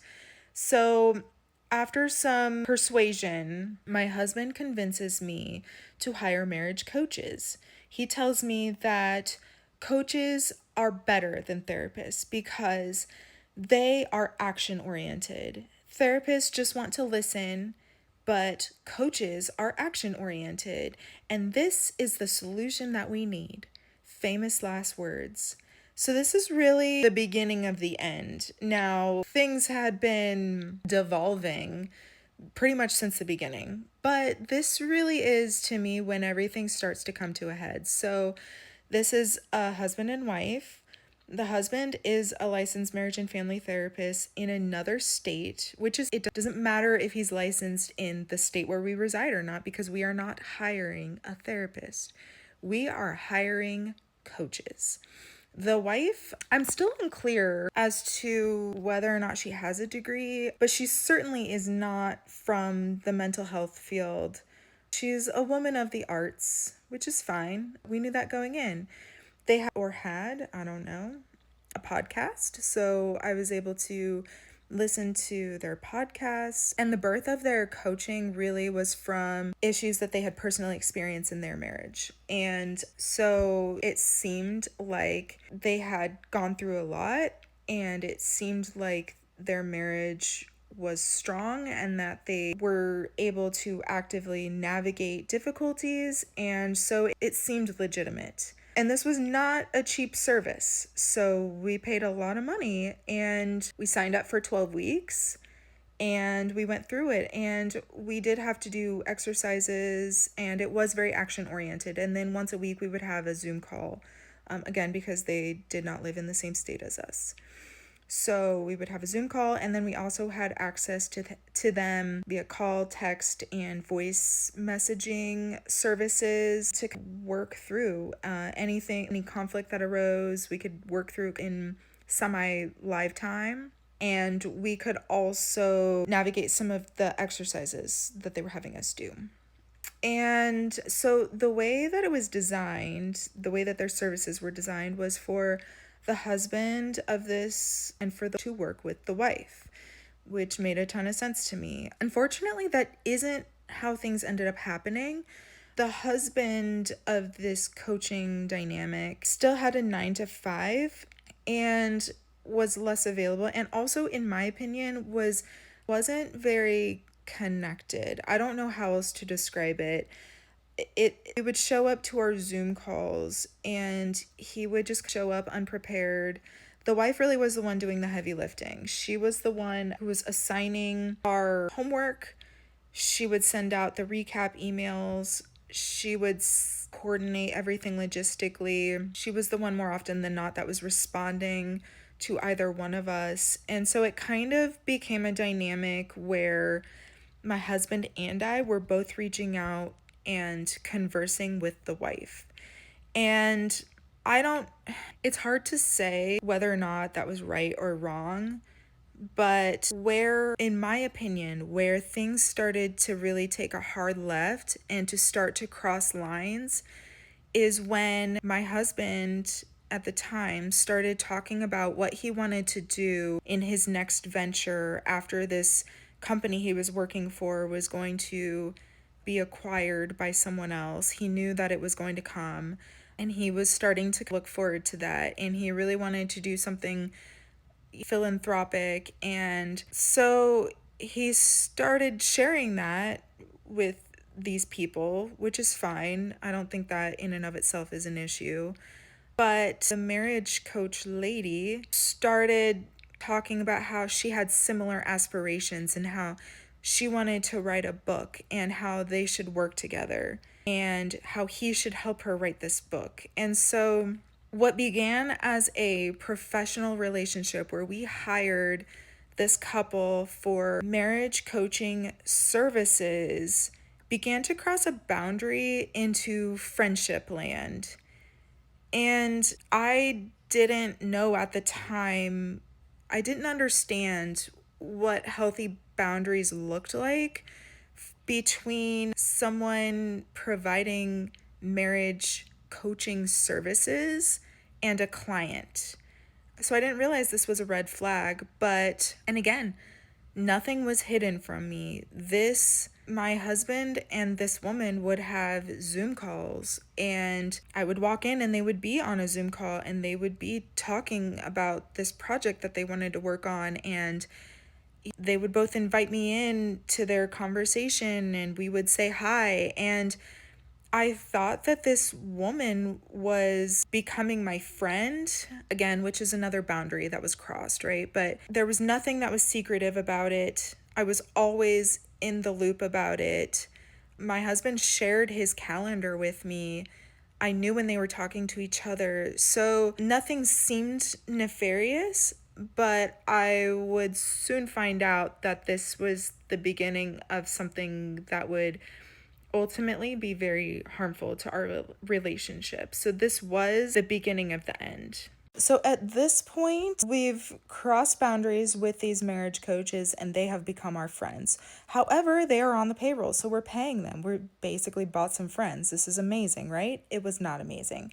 So my husband and the wife marriage coach are collaborating on wanting to write a book, and we invite this couple and their family out to where we live to visit. And so they come visit us for a week, and I'm a gracious host, and we go to dinner and we have my daughter's birthday party, and their daughter ends up having the same birthday but different year. And so they literally attend our daughter's birthday party. We go to theme parks. We really become fully, any professionality that once existed has now flown firmly out the window, and we are fully in friendship land. And I am completely delulu, and this is embarrassing. This is fully embarrassing for me to admit, because This is where the real Jerry Springer stuff starts to happen. I cannot believe that this became my life and that I allowed it to happen, but I liken it to the lobster. You put the lobster in the pot and the water's cold, and then you start turning on the stove. And before you realize it, the water's boiling. And so this was the beginning. I'm the lobster in the water, and everything. This is tap water at this point, but the stove is turned on, and before I know it, this is going to be a full-blown inappropriate relationship, and I'm going to be in way over my head. So they come out to visit, and again, my husband is looking forward to the time when he is going to be. As she's starting to tell the story more and more, as we getting further in it, it's starting to make more sense. We finally starting to get to the meat and potatoes of this whole story. First of all, do you guys feel like it was a red flag for them to cross that boundary between professional to friendship? Me personally, I feel like that's a red flag in itself. If I come here for a service, that's the service I want. I don't want a marriage coach or any type of therapist that's doing it part-time. I don't even want a part-time barber. Hell, I don't want nobody who's not into their craft full time. Like we're talking about, we're forking up a lot of money to you guys, and I mean, good that his wife was there and prepared and organized. But look at her; she's trying to write a book. Like, hold on, we need y'all to be focused. I don't need you to be worried about writing a book. Like, I need you to have a calendar full of people like me who come to you for a certain service. That's how you master a skill, right? Practice and being repetitive. If you're 1 foot in, 1 foot out, what are we paying you for? We're literally paying you to be our friend. This is what I'm thinking. I feel like her husband is a narcissist. I'm not gonna lie to you, because he is smart enough to keep her in the loop. It's probably been more times that they had conversations that he did not tell her. Because why would he go out his way to tell you? The only reason they tell you things, they give you the little so that way you don't look at the big. Because you can catch that little shit faster than you'll catch that big shit. So they give you the little, right?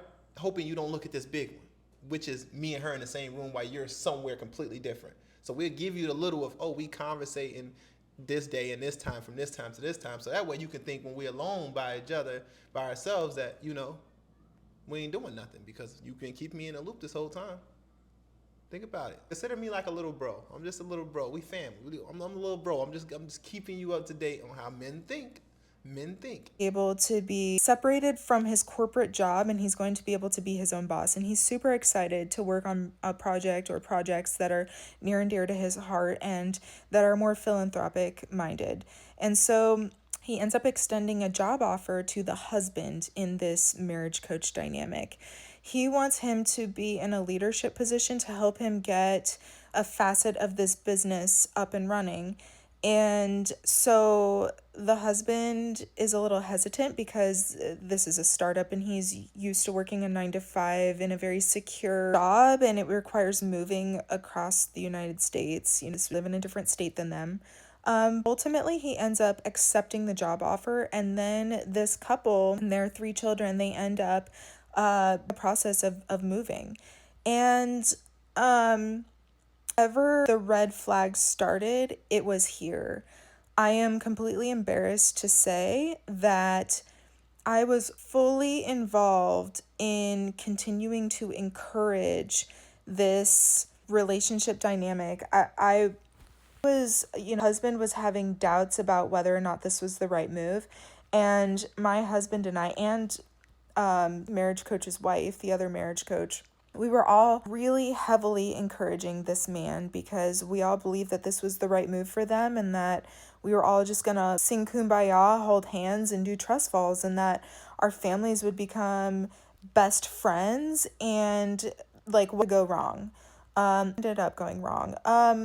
Eventually, convinced, fine, and their daughter, which is their youngest child, was homeschooled at the time, and their sons went to school. And so they needed the sons to wrap up their school year, and also the husband had to give notice at his 9 to 5 living. But the wife and the daughter were free to move whenever. So the decision was made for them to, husband came out for about a week, and there were meetings to kind of his business and to define his role. And while he was out here, he had signed a lease, and so he was really getting the ball rolling. And then wife and the daughter ended up moving in with us until this lease on their new home began.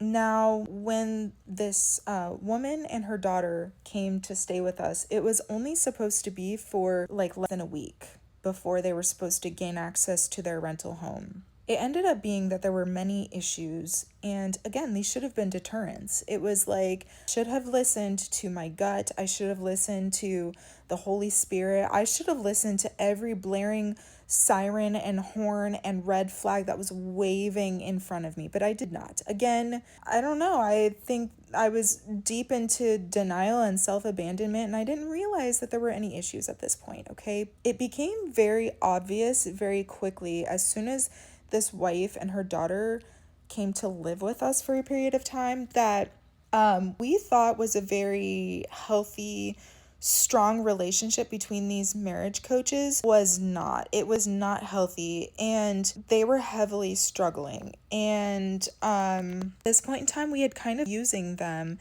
as marriage coaches. We had paid for an extra few sessions and we had used them, and then not that we thought that our marriage was all of the sudden better. It was that now that we had become friends with this couple, we were kind of, virtue of being friends with them, receiving free services, but also we were giving back to their family by like the husband, so he was going to be on the payroll. So again, ethically, like, wasn't a great idea, and I didn't even realize at the time that a line had been crossed. Several lines probably at that point had been crossed, but it's just what happened. And so this wife is person who was in position of power in being our former marriage coach is like to my husband and I about some really difficult dynamics in her relationship and how she felt very mistreated by her husband and how he wasn't supporting her and stepping up, and he was being very difficult in this process of trying to work together and move across the country, and being an irresponsible parent in some ways, and just it's just really like. And so there was a role reversal that happened where my husband and I were basically providing support to this lady and to this other couple. Meanwhile, my husband and this lady were working together closely on this other project, and their relationship at that point ended up becoming closer than her and I's relationship. And I noticed that, and I didn't feel comfortable with it. So what I tried to do was, again, I fawned. I decided that I needed to step up and be a better friend to her, and that I needed to step up and be a better wife to my husband individually. I needed to attack this on two fronts because obviously I'm the problem. So this marriage coach. First of all, y'all, the biggest red flag for me was when she started telling her husband, the coach started telling her husband about all the struggles and the troubles that her current husband is going through. First of all, you messed up y'all money. I would have stopped paying y'all to be my marriage coach right then and there. What do you mean? Y'all not even better than us. I would have judged the hell out of y'all off the back. So you're fucked up more than me. Why are we paying you? It don't even make sense. You just destroyed all your credibility. That's one. Is your goal to make your marriage better? That's how I know she was plotting the whole time. Just like, honestly, y'all might have not caught this, but when her husband started talking about his financial gains to her, the coaches and stuff, I feel like that was him planting a seed right there. Like, he was planting that seed, like, yeah, I got some money. You know what I mean? Like, I got some money. I got opportunities going for me. I want to write a book. She like, I want to write a book too. We should do business together. He quit his whole job to come work with a man who just wanted to sleep with his wife. I would crash the fuck out. For what was supposed to be a few days before their rental was ready, there are so many issues, too many to count, and they had a rental property fall through, and then they ended up getting a new rental property, and it was in the process of being painted, and then the homeowner's belongings were still in there, and it was in no state to be ready to move into. So we extend the offer for them to continue staying with us. Meanwhile, the husband marriage coach who is supposed to begin working with my husband has made it glaringly obvious that he is not equipped to be in the leadership position that he had originally accepted. So my husband is freaking out at this point because he's extended an offer to someone who he feels like cannot perform the job. And these people are in the middle of a move. The wife and their daughter is living with us and they're trying to find a home, and he's put in notice to quit his job. So the solution, my husband decides that he's going to rescind the offer to the coach husband, and he's going to offer the coach wife a different position within his company. It's going to be a completely different position, still necessary. He was going to have to hire someone to do this anyway, but he's going to just offer the same salaries because they'll be a one income family, and it will give the husband time to get a job locally and all that good stuff. So that's the solution. So the plan continues for them to move. Eventually, what ends up happening is their older two children end up finishing school and they fly out. So now we've got the coach wife and her three children staying with us. They would end up living with us for about 6 weeks. And during this time, my husband and this coach wife would work together. They would drive into work, and because she didn't have a car, and commute together and work together. And I was relegated to childcare. I was waking up her daughter. I was making breakfast for all these children, my two kids and her children. I was signing her daughter up for the same summer camps as our kids and dropping her off and basically being another parent. And there was really little to no awareness on this woman's part. She said one time, oh, she felt bad that I had to get her daughter up. Then why don't you wake your daughter up? Why don't you? My husband's over there. We need to leave early at 7 a.m.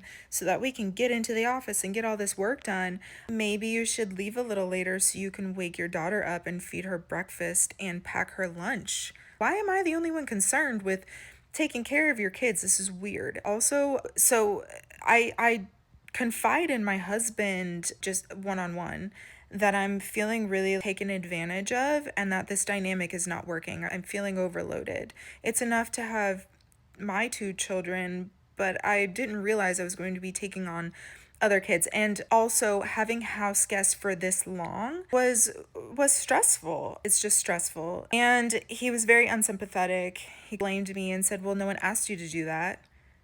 And I said, "Well, no one asked me, but I'm not going to allow a child to go hungry. I, I'm trying to be pragmatic and do the right thing for these kids." And having her 12-year-old daughter sit at home all day by herself when she could be going to a summer camp and being involved in something that's meaningful and fun seemed better to me. And again, it's embarrassing to admit that I put myself in that position, but I did. So my husband was unsympathetic and he basically blamed that on me. And then I also cringe when I think that I was literally crying to my husband about the fact that I felt like this woman who I thought was my friend was not acting like a friend to me. If I wanted to hang out with her, I had to initiate it. She never initiated it back.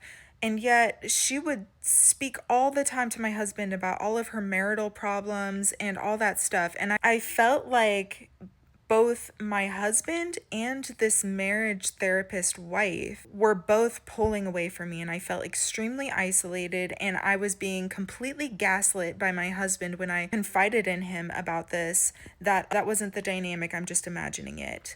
So at this point in time, they had been staying with us for 5 weeks or so, and it was time for our family to go on a family vacation with my husband's brother and his wife and all of their children. We had rented an Airbnb somewhere. We were going to be driving. And so I was excited to get a break. I was excited to be able to focus on my own family. I was excited to have my husband. And I was determined at this point to really work on the relationship between my husband and I. Right before we left for this trip, I remember sobbing uncontrollably to my husband. I was in the middle of a mental breakdown, and I told him, I feel like you're having an affair right in front of me. I'm watching you have this relationship with this person right in front of me. He actively chose her, and he avoided me right in front of me. Again, he was not trying to hide anything. This woman was not hiding anything from me. This was happening lifetime in front of my face, and it was incredibly hurtful. And I told him that. I told him as much. And he basically gaslit me into, he didn't even deny it actually, which in retrospect is so telling. He didn't say, oh no, I'm not having an affair. What he actually said was, well, of course I would rather spend time with her. She is happy all the time. She makes me feel like a better person, or she makes me a better person. And the amount of hurt that caused. So by the time we leave for vacation, I'm so over this dynamic. And this is it. I have to save my marriage. Again, fawning, again, completely abandoning myself. Why did I put up with this? Why didn't I leave? I truly do not know.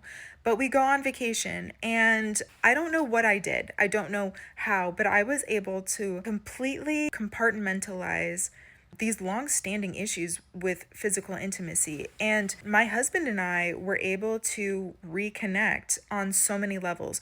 On our way driving to this Airbnb, several hour drive, my husband opens up and he tells me basically that this is a make it or break it trip for him.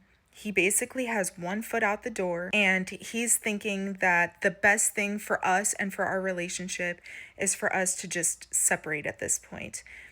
I hear this and I double down on our relationship because I don't want us to lose our family. I feel like I haven't done everything I could yet. And so I found the whole time.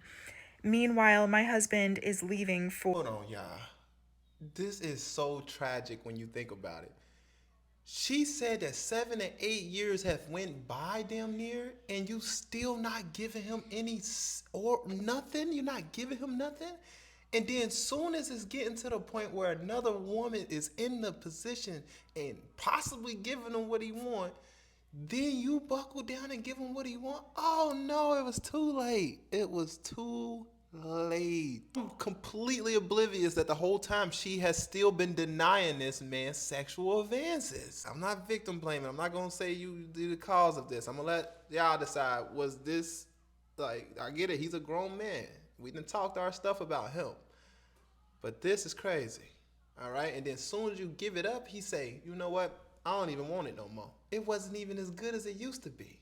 Oh, and I'm not trying to say that to make you upset. Please don't look at this and think it's like I'm just trying to tell y'all what, because it just don't make sense, right? As soon as you give him some, he should be excited, but like that should be like the new, spark in your relationship. It's like that old thing again. But instead, he came to his realization. He then came to the realization that this marriage is no longer for me. Oh my goodness. Batman couldn't have get me to tell you that shit. I would have kept that to myself. For hours at a time to go have private phone calls with this marriage coach woman and to hear her sob story about how awful her husband is.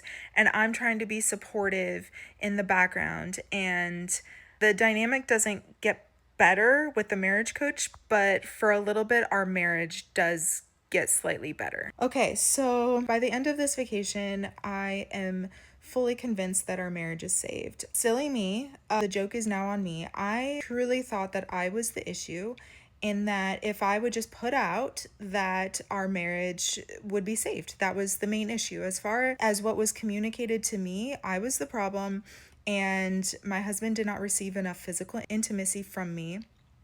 So on this vacation, I solved that. And on our drive home, he's like, wow, this vacation truly ended way differently than what I thought it would. He's talking about how hopeful he is for our relationship, and he's decided that he's reinvested at this point, which makes me super happy because that is ultimately what I wanted. I wanted an intact family. I wanted to have a happy marriage, and I thought we were on track. And I had to put out of my mind these red flags that continued in the fact that my husband disappeared for hours at a time every single day we were on vacation to call this woman. He initiated these calls and to listen to her sob story about her relationship, which I wasn't okay with, but I had to I was more okay with it knowing that my husband and I's marriage was in a better place, what I thought was an okay place at the time, because I felt like we could overcome that. So we get back into town and I'm like, this lady and her family needs to move out of my house. Literally, we go over to her rental place and I am cleaning the floors. I'm throwing trash away. I am doing laundry. I am setting up furniture. I am like, come hell or high water, lady. It's been 6 weeks. You're getting out of my house. So it happens. She moves out of her house, and her husband, who had taken whatever long, several 3-day trip from his state to move, finally arrived. And their marriage isn't in a great place, but I'm just happy to have their family be separate than ours. Not my circus, not my monkeys. My husband and this woman continue to work together. And this woman and her husband are experiencing a lot of conflict in their marriage. And she has all but made the decision to leave him. She expressed that to him, but it wasn't a for certain thing, and they were trying to figure out logistics. But basically, how he acted during this move and this transition was unacceptable to her, and she felt like she could no longer be in the relationship. So they're figuring that out, and I have a lot of sympathy for her. That's hard. And so we're now their only support system because they've moved to this state where we're the only people that they know. And so this woman often looks for excuses to get out of the house and to get out of arguments and confrontations with her husband. And so she goes to work during the week and stays away from home that way.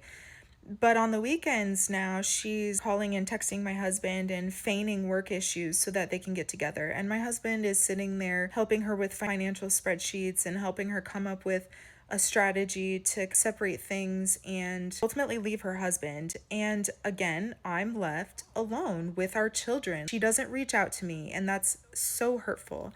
One day, I remember, so my husband and I were, when we first moved to this state, we lived in a rental because we weren't sure where we wanted to live. And so we were knowing that our rental was going to come to a close and that we probably weren't going to be renewing and that we wanted to live closer to our kids' school.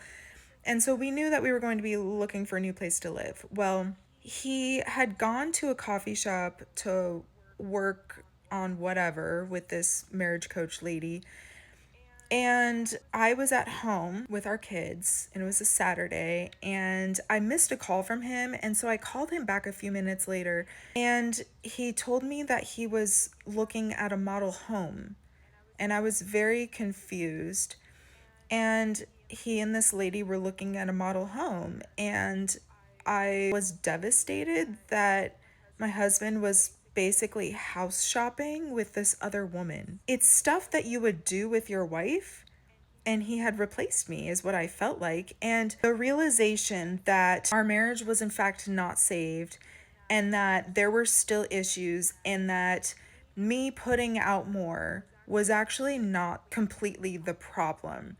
It all hit me, and I was inconsolable. He came home, and I was so upset. I was sobbing uncontrollably, and I was telling him that it was so inappropriate that he would not go house hunting with his wife when I am the other half of this financial decision. And he brought home this brochure and he's like, oh, look, we could all live together. This marriage coach and her 3 children, and he and I and our 2 children, we could all live together like the Brady Bunch. We're so progressive. We could save them. And I was not fully convinced, but I am 100% embarrassed. But I'm going to be honest and tell you that I told my husband that I would consider letting them live with us because I felt like this was a friend. And I also had this whole like, keep your enemies closer mentality. And I thought this would make him happy. And I just said I would consider it. I wasn't fully on board, but I did make it very clear that that was so inappropriate and that He literally, that was an act of infidelity. He was house hunting with another woman. And so the cracks in our marriage were only getting bigger. And my husband was still heavily gaslighting me at this point. And my husband and I ended up finding a home that we wanted to buy. And so we were going through that process. And we ended up closing on it, and the style of it wasn't to our taste, but it didn't need a major renovation, especially not right away. But we had plans to do some things to it, and at minimum, this home needed to be painted. So I'm going over there and I'm painting, and my husband is working on certain things. We wanted to redo the floors as well. And my husband is continuously inviting this woman over without telling me beforehand. And he's inviting her and her whole her kids over to come help paint under.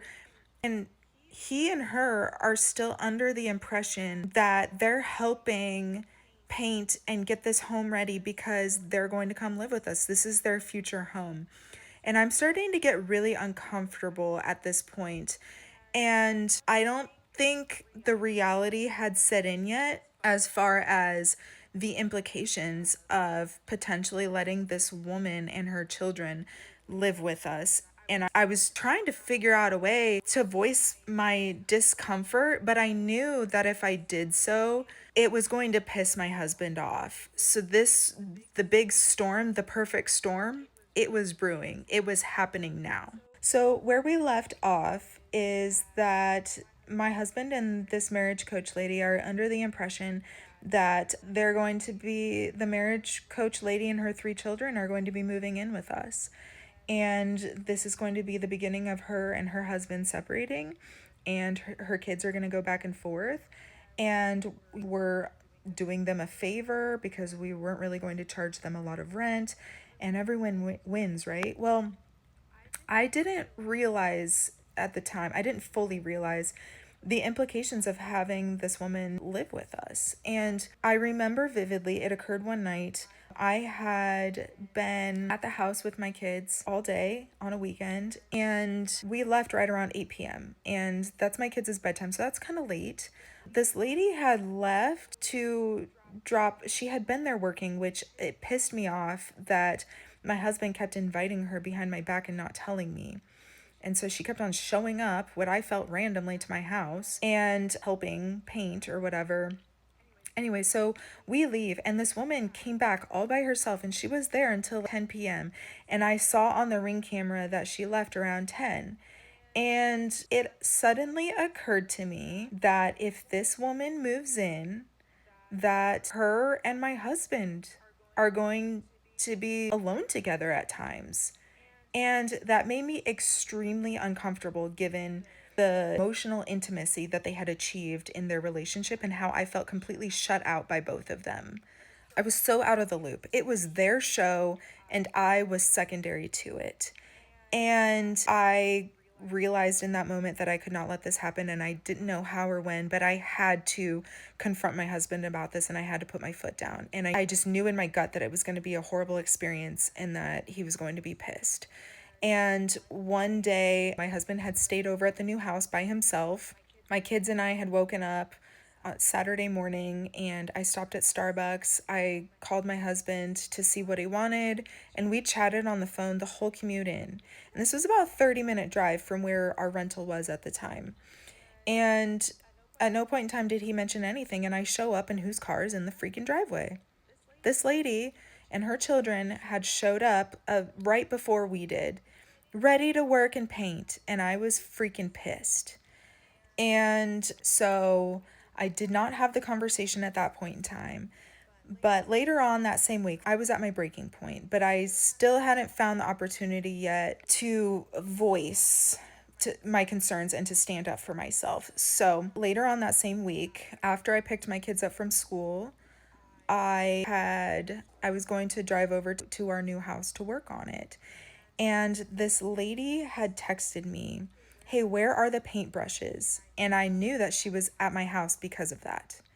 And so I immediately call my husband and I'm like, "What the hell? Why did you invite her over? You aren't telling me this." And he's like, "What do you mean? I don't know why it's a problem. She's just helping." And I said, "You need to tell her to leave." He's like, why? And I could tell he was concerned with, he didn't want to confront her. He would have felt embarrassed or uncomfortable about basically inviting them over and then uninviting them. And I said, you invite them over, or you uninvite them and tell them to leave, or I will. And so he's like, why are you being so mean? So I hung up and I called this lady. This happened all within 5 minutes before I even got there. I was still on my way to my house. And she picked up because I still hadn't responded about where the paintbrushes were. And she's like, oh, never mind. Oh, I found them. And I said, hey, I'm really sorry, but I'm going to have to ask you to leave. And she was taken aback. I could tell because she paused and she's like, oh, I'm really sorry. Your husband invited us over. And I said, I know. And he didn't talk to me first. And I just wanted it to be our family tonight. He didn't talk to me before he invited you, but I'm really sorry. But I just want it to be our family tonight. And I didn't make it about her, and I tried to be as kind and gracious and respectful as I could, but I made it certain that she was not welcome. And so she felt very uncomfortable, and she just said, and apparently she told her children, it's bad vibes, we need to leave. You're the bad vibe lady. And so they left, and by the time I pulled up, about 5 minutes later, they were already gone. And when I walked through the door to my house, my husband was pissed. He was like, why do you think it's okay to treat people like that? That was so disrespectful, complete lack of regard for me, and all of the consideration for this lady who was not his wife, this lady who did not own this home with him, this lady who had not spent a single dime on it. Whatever, I don't owe her anything. And so I ignore my husband because I'm not going to argue with him. I just said, you didn't ask me and I don't want her here. You need to ask me before you invite people to my home. I was so tired of feeling like my home was hijacked by this woman over and over again, and that I had no say in it. And I was tired of everything just happening to me, and I put my foot down. And I was okay with the confrontation at that point. It was, I didn't care. And so I just ignore my husband and I just go start painting in the other room. And he comes into the room that I'm painting in and he said, so are you having second guesses about them moving in? And I just said, I feel really uncomfortable with it. I don't want them moving in. It makes me uncomfortable. And he walked away. He was really upset. And then he walked back in and he said, I don't think I can do this anymore. And he told me that he wanted a divorce. And in that moment in time, the worst case scenario for me, my marriage ending, and not only that, but my marriage ending and my husband choosing another woman over me had happened. And I was betrayed. I was betrayed all over again. But I accepted it and I did not make a big deal out of it. And I just said, and I texted. At this point in time, we had just begun to see a marriage therapist. And I texted her and I said, my husband has asked for a divorce. We have a couples therapy appointment on Monday. This was over the weekend. How would you like us to proceed? Should we cancel it? Should it just be one on one? And she said, let's keep the session. I'm so sorry. I'll see you on Monday. And up until this point, I had not mentioned this other lady in our therapy sessions. We had only had, I think, one session together, maybe two sessions together. And I fully delusionally believed that the issue in our relationship was lack of physical intimacy for my husband, lack of emotional intimacy for myself, and that we needed to work on rebuilding trust within our relationship and we needed to come closer together. And when we went to that next therapy appointment, I completely spilled my guts and I just said, here's the situation. I feel like my husband is having an affair with this woman, and her jaw was on the floor. And my husband was like, well, I just thought we were good friends. And she was like, we're going to need to treat this like an affair. So we did. So everything came to a head. My personal worst case scenario had happened. My husband had betrayed me, not only by having an affair with this woman who I thought was my friend, but he had ultimately chosen her happiness and had been more considerate and sensitive to her and her needs than he had to me, which is a huge betrayal.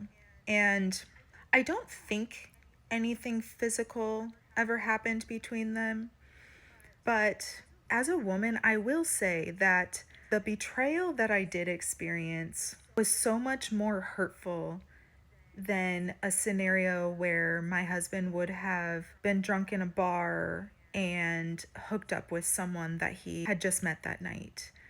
The fact that I had a front row seat to this relationship and that it was being thrown in my face constantly by both of them. There were times where I would get in an argument with my husband and I would call this woman sobbing because she knew both of us and I was confiding in her. And I was betrayed by two people, the two people closest to me. And I think it was honestly the most painful thing that I have ever had to go through in my adult life. I don't wish it on anyone. And I'm still processing it, I'm still unpacking it. I'm still grieving the life that and the relationships that I thought I had or that I once did have. So we go in, and I wish so badly that I could say that we go in and I just tell my husband off and I leave him. But that is unfortunately not the reality. The reality of the situation was that I thought maybe with the help of this new therapist, who is wonderful, by the way, that we could salvage our marriage. Maybe now that everything was out in the open and that I had finally been honest and I had finally been confronted with my worst fear, which was having my husband leave me for another woman, and I lived through it, that maybe we could rebuild this thing. And so she asked both of us, what do you want to do? Do you want to work on the relationship, or do you want to work on co parenting? And my dumbass said, I want to work on the relationship. And he said he didn't know and he needed to think about it. So we come back a week later, and at that point in time, he finally decides that he wants to work on the relationship. And we had a session that day together, and tensions were high. My body language was very closed off. My arms were crossed. My body was tilted away from him. I was so pissed. I didn't trust him as far as I could throw him. And he was completely in denial. He was telling me, I just don't understand why this is such a problem. Why are you bringing it up now when I've had similar relationships with other women in the past? There was a full-on denial, lack of accountability. That's also hurtful. And the session did not go well together. And so the therapist told us that there was basically a lack of safety in how we were conversing with each other. And she thought it would be most helpful for us to work with her individually. And so we did. I was seeing this lady every week. My husband was seeing her every week. And we were, from my understanding, trying to work on the relationship. And I knew that I could not control my husband. I could only work on myself. And ultimately, there could be a point in time when the relationship still ended. So I was not under the impression that I was trying to change anyone. I knew that if my husband wanted to change and if he wanted to rebuild, that would have to be his choice. But I was determined to be the best, healthiest version of myself so I could be on the receiving end of a healthy relationship at some point. So this goes on for, oh, and also the marriage therapist told us that this woman could no longer be a part of our lives.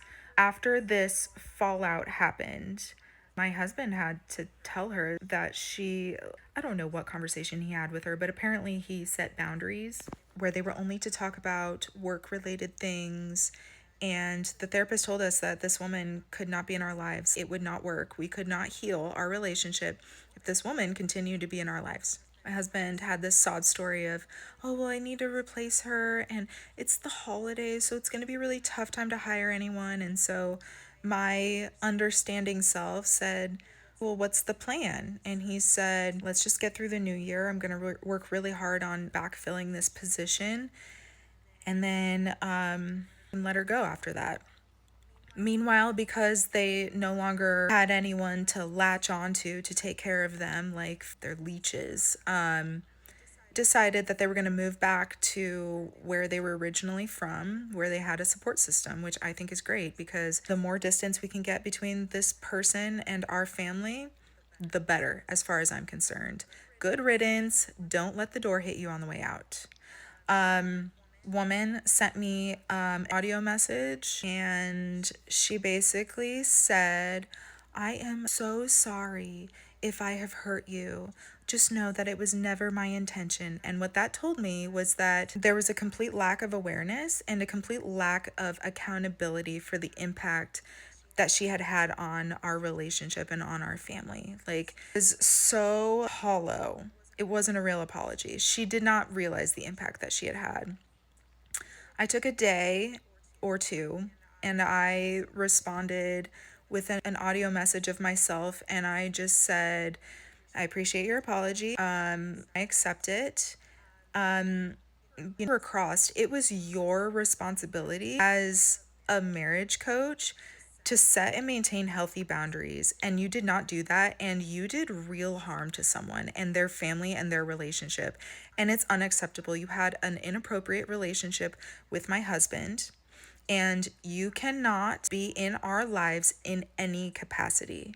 Do not reach out to me and do not reach out to my children. And this is one of the most hurtful things to me, is that her family had formed a relationship with my children and then they just abruptly left, and my kids never got closure. And I had to try to explain to them that this person wasn't a good friend and they can't be in our lives anymore, and they don't understand it, and maybe they never will. But I feel immense guilt at putting my kids through that pain.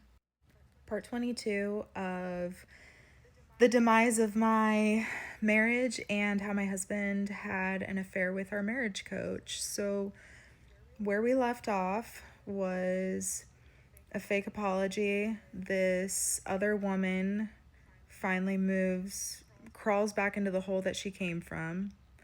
Good riddance. And my husband and I are seeing a marriage therapist separately to work on our relationship. So I'm working through trauma, generally speaking. This affair was a traumatic experience. The betrayal that I experienced was traumatic, and it also brought up some previous trauma from earlier periods in my life that I didn't realize were still lingering. So I'm doing EMDR therapy, I'm doing trauma therapy, I'm doing talk therapy, and I'm just trying to be okay. Our marriage is on the rocks. I feel like we're hanging on by a thread. Things haven't gotten better, and I don't know how this happened before Thanksgiving, I want to say, and we're closing in on Christmas. Like, one day, so we finally get this new house to a point where we're ready to move in. And one day I come to our new house that I've been working and nesting and getting prepared for all of us to move into finally, because we've been staying there, but we haven't moved our things from our rental house yet. We're living on like bare necessities. And my husband approaches me and says that he wants to talk to me, and I say, okay. And he puts a spreadsheet in front of me and a letter. And this printed letter outlines how he's breaking up with me and he wants a divorce. And I think that's quite possibly the most insulting thing that I have ever experienced in my life. Like, let's just put salt on the wound. Like, I completely betrayed you. I betrayed your trust, and I'm telling you that I want to work on it. And then under the guise of mercy, he told me that he felt like him and our relationship were preventing me from healing, and that the most merciless or the most merciful thing that he could do would be to break up with me and let me heal. And I cried. I was really upset because this man who I had given another chance after everything he had freaking put me through. This is 8 years, 8.5 years of marriage at this point. I agreed to try to work on it with him, and then he breaks up with me. I was pissed. I was sad. But I also didn't fight it. I knew that it was the end. And I think what I'm most mad about is that I didn't initiate it, but I think I hold a lot of gratitude for him being the one to pull the trigger. So when he approached me with that letter and that spreadsheet of our finances that he had already prepared, he told me that he had already obtained an attorney. He had met with an attorney. He hadn't retained her yet. And he told me that I should find a new place to live. Now, this up until then, this home that we were renovating and designing and buying new furniture for and setting up for our family, like that was going to be our home together. And I still get emotional thinking about how that dream ended up not happening. The dream of a happy, healthy marriage ended up not happening. The dream of an intact family did not end up happening. You know, I have immense guilt over feeling like I'm perpetuating a broken family that I grew up in. And it's really hard to live with. And that brings us to where we're at now. I am living in my rental start over home, and I have an immense amount of peace that I haven't had for pretty much 8.5 years. I don't have someone trying to control me and manipulate me into doing things that I don't want to do. But I also only see my kids 50% of the time. And it's extremely painful. So while there's so many gifts that have happened in this breakup, there's also a lot of heartbreak, and I'm still grieving the loss of the life that I thought I was going to have.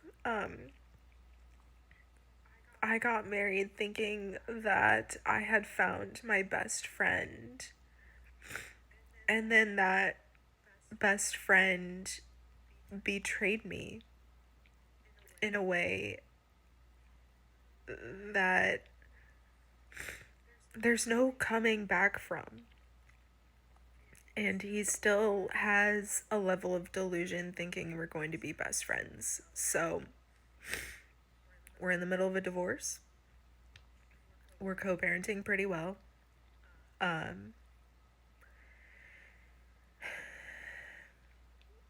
think everyone's going to be okay.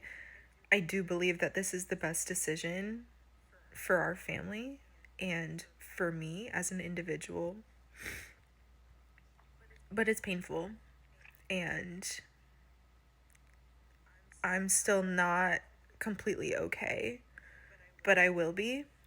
And I know that whatever is out there for me, whether it's another companion or whether it's me being by myself, it is 1,000% going to be better than the marriage that I just survived,